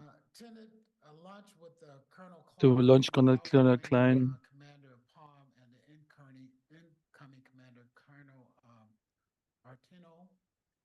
The new commander of Palm, and I think yesterday, I believe, what was it?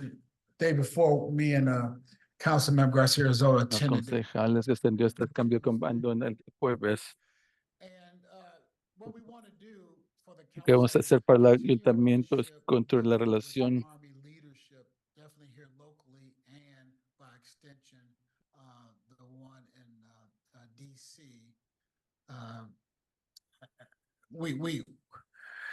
sometimes we don't realize it, we pues forget. nos damos cuenta y olvidamos. Dentro de este espacio estamos viendo que tenemos cerca de 2,000 unidades de vivienda.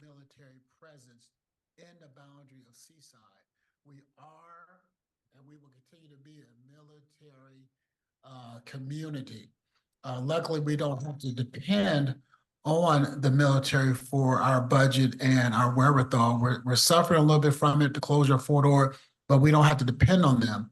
But we do need to have a better working day-to-day relationship, and we can build that, and I look forward to building that over the next couple of years, and that may include some travel here and there. Vamos a hacer viaje aquí y allá, pues entonces, si no estamos confrontándolos, se olvidan de nosotros. No estamos con ellos para apoyarles. En Monterey County, esto no va a fluir necesariamente al beneficio de los ciudadanos de Seaside.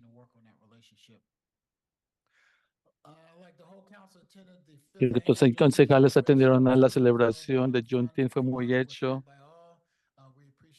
Apreciamos al señor Danny Glover, que estuvo con nosotros. Todo el mundo está muy contento de verlo y escucharlo.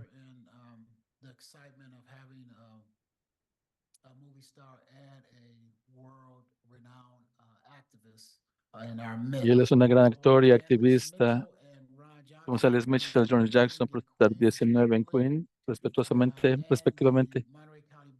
Y el condado de Monterrey, el caucus afroamericano de Monterrey. Creo que ellos tomaron el liderazgo y Michelle Del dio reconocimiento especial, porque yo creo que ella fue la que empujó la celebración de Juneteenth en la ciudad de Seaside. Iba a ser la primera en decir que no hizo por sí misma, pero queremos reconocerla a ella y tomar el liderazgo, hacer que no estaba en su comunidad.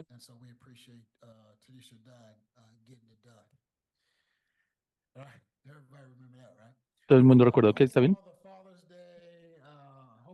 Día del Padre, debe un gran día en su día. Apreciamos todo lo que hicieron. Estamos tratando como padres de hacer lo posible.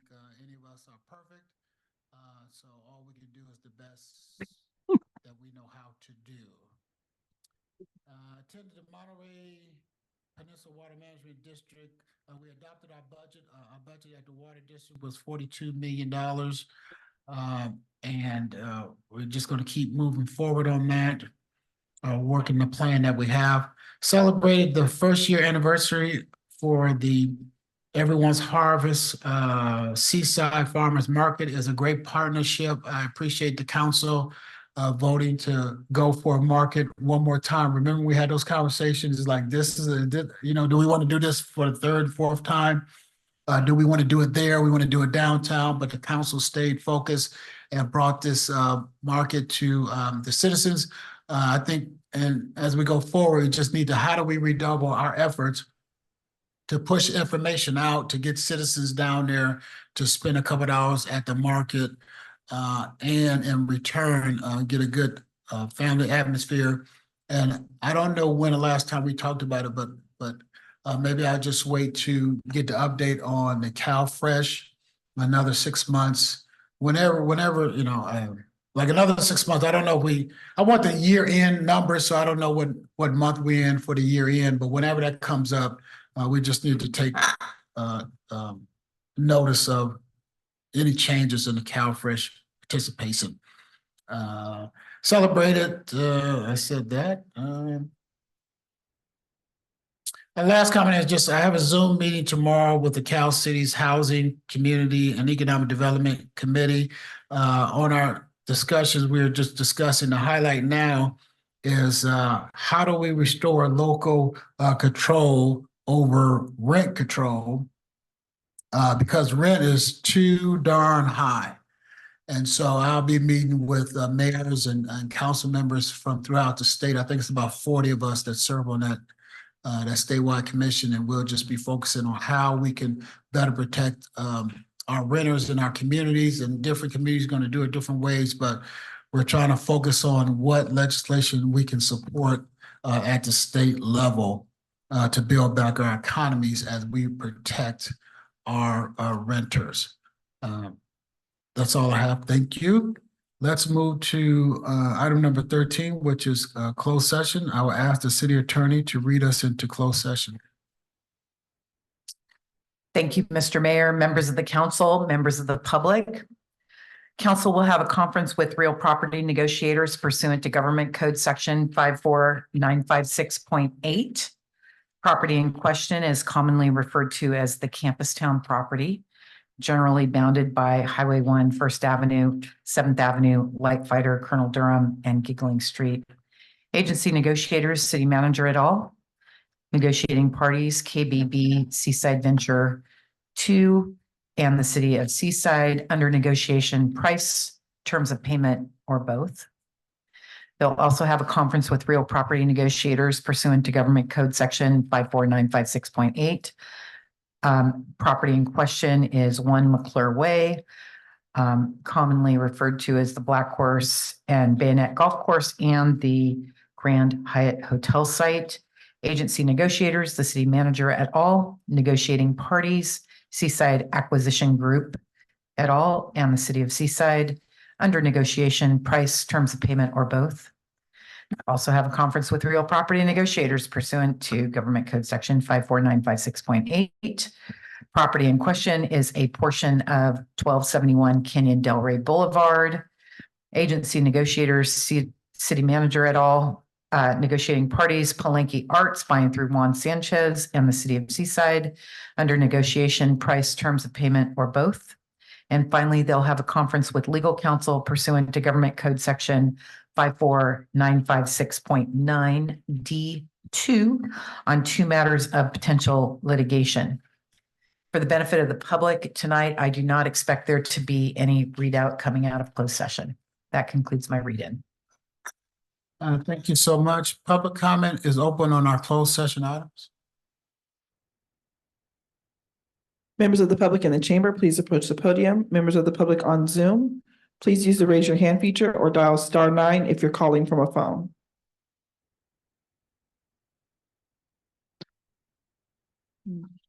Carloba, you now have the floor to make your public comment. My comment is with regards to item number C. What portion of that lot is being considered? Was this a solicited or unsolicited proposal for this property? I yield the rest of my time.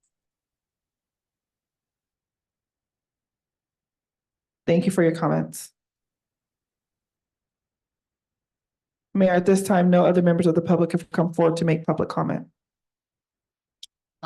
Thank you. Public, I'll just say it again. Public comment is open on our closed session items.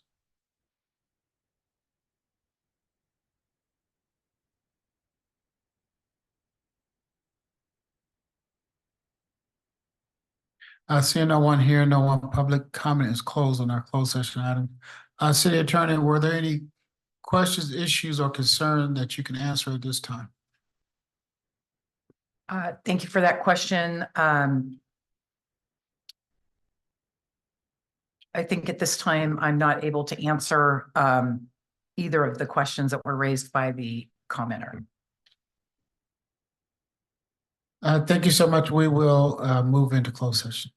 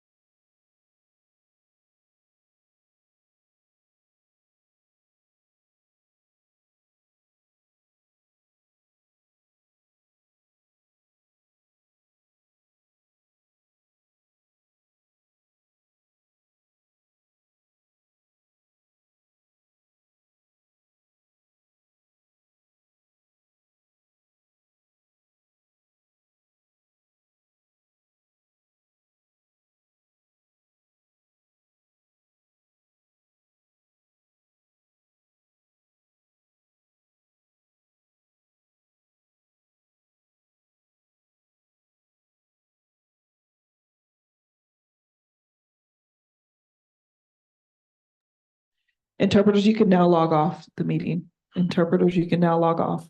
Thank you.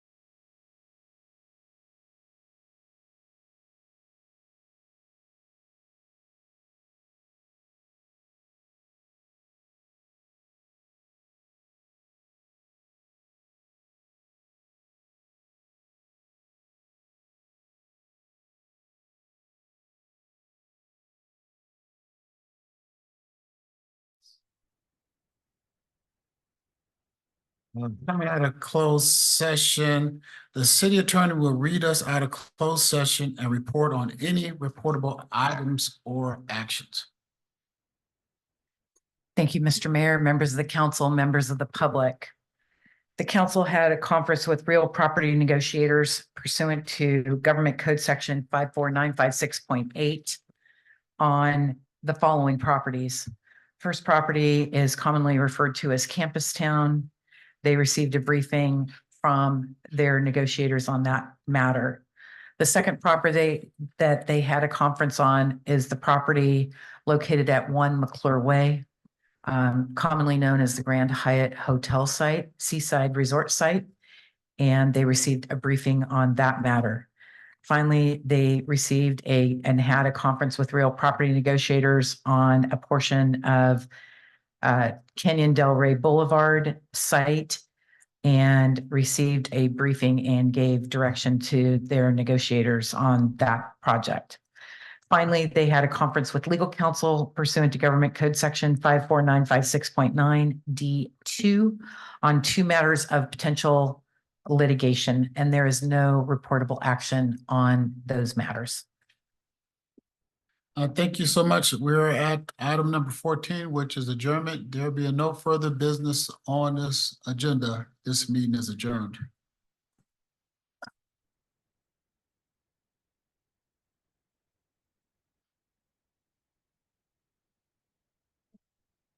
That was good. That was pretty bad.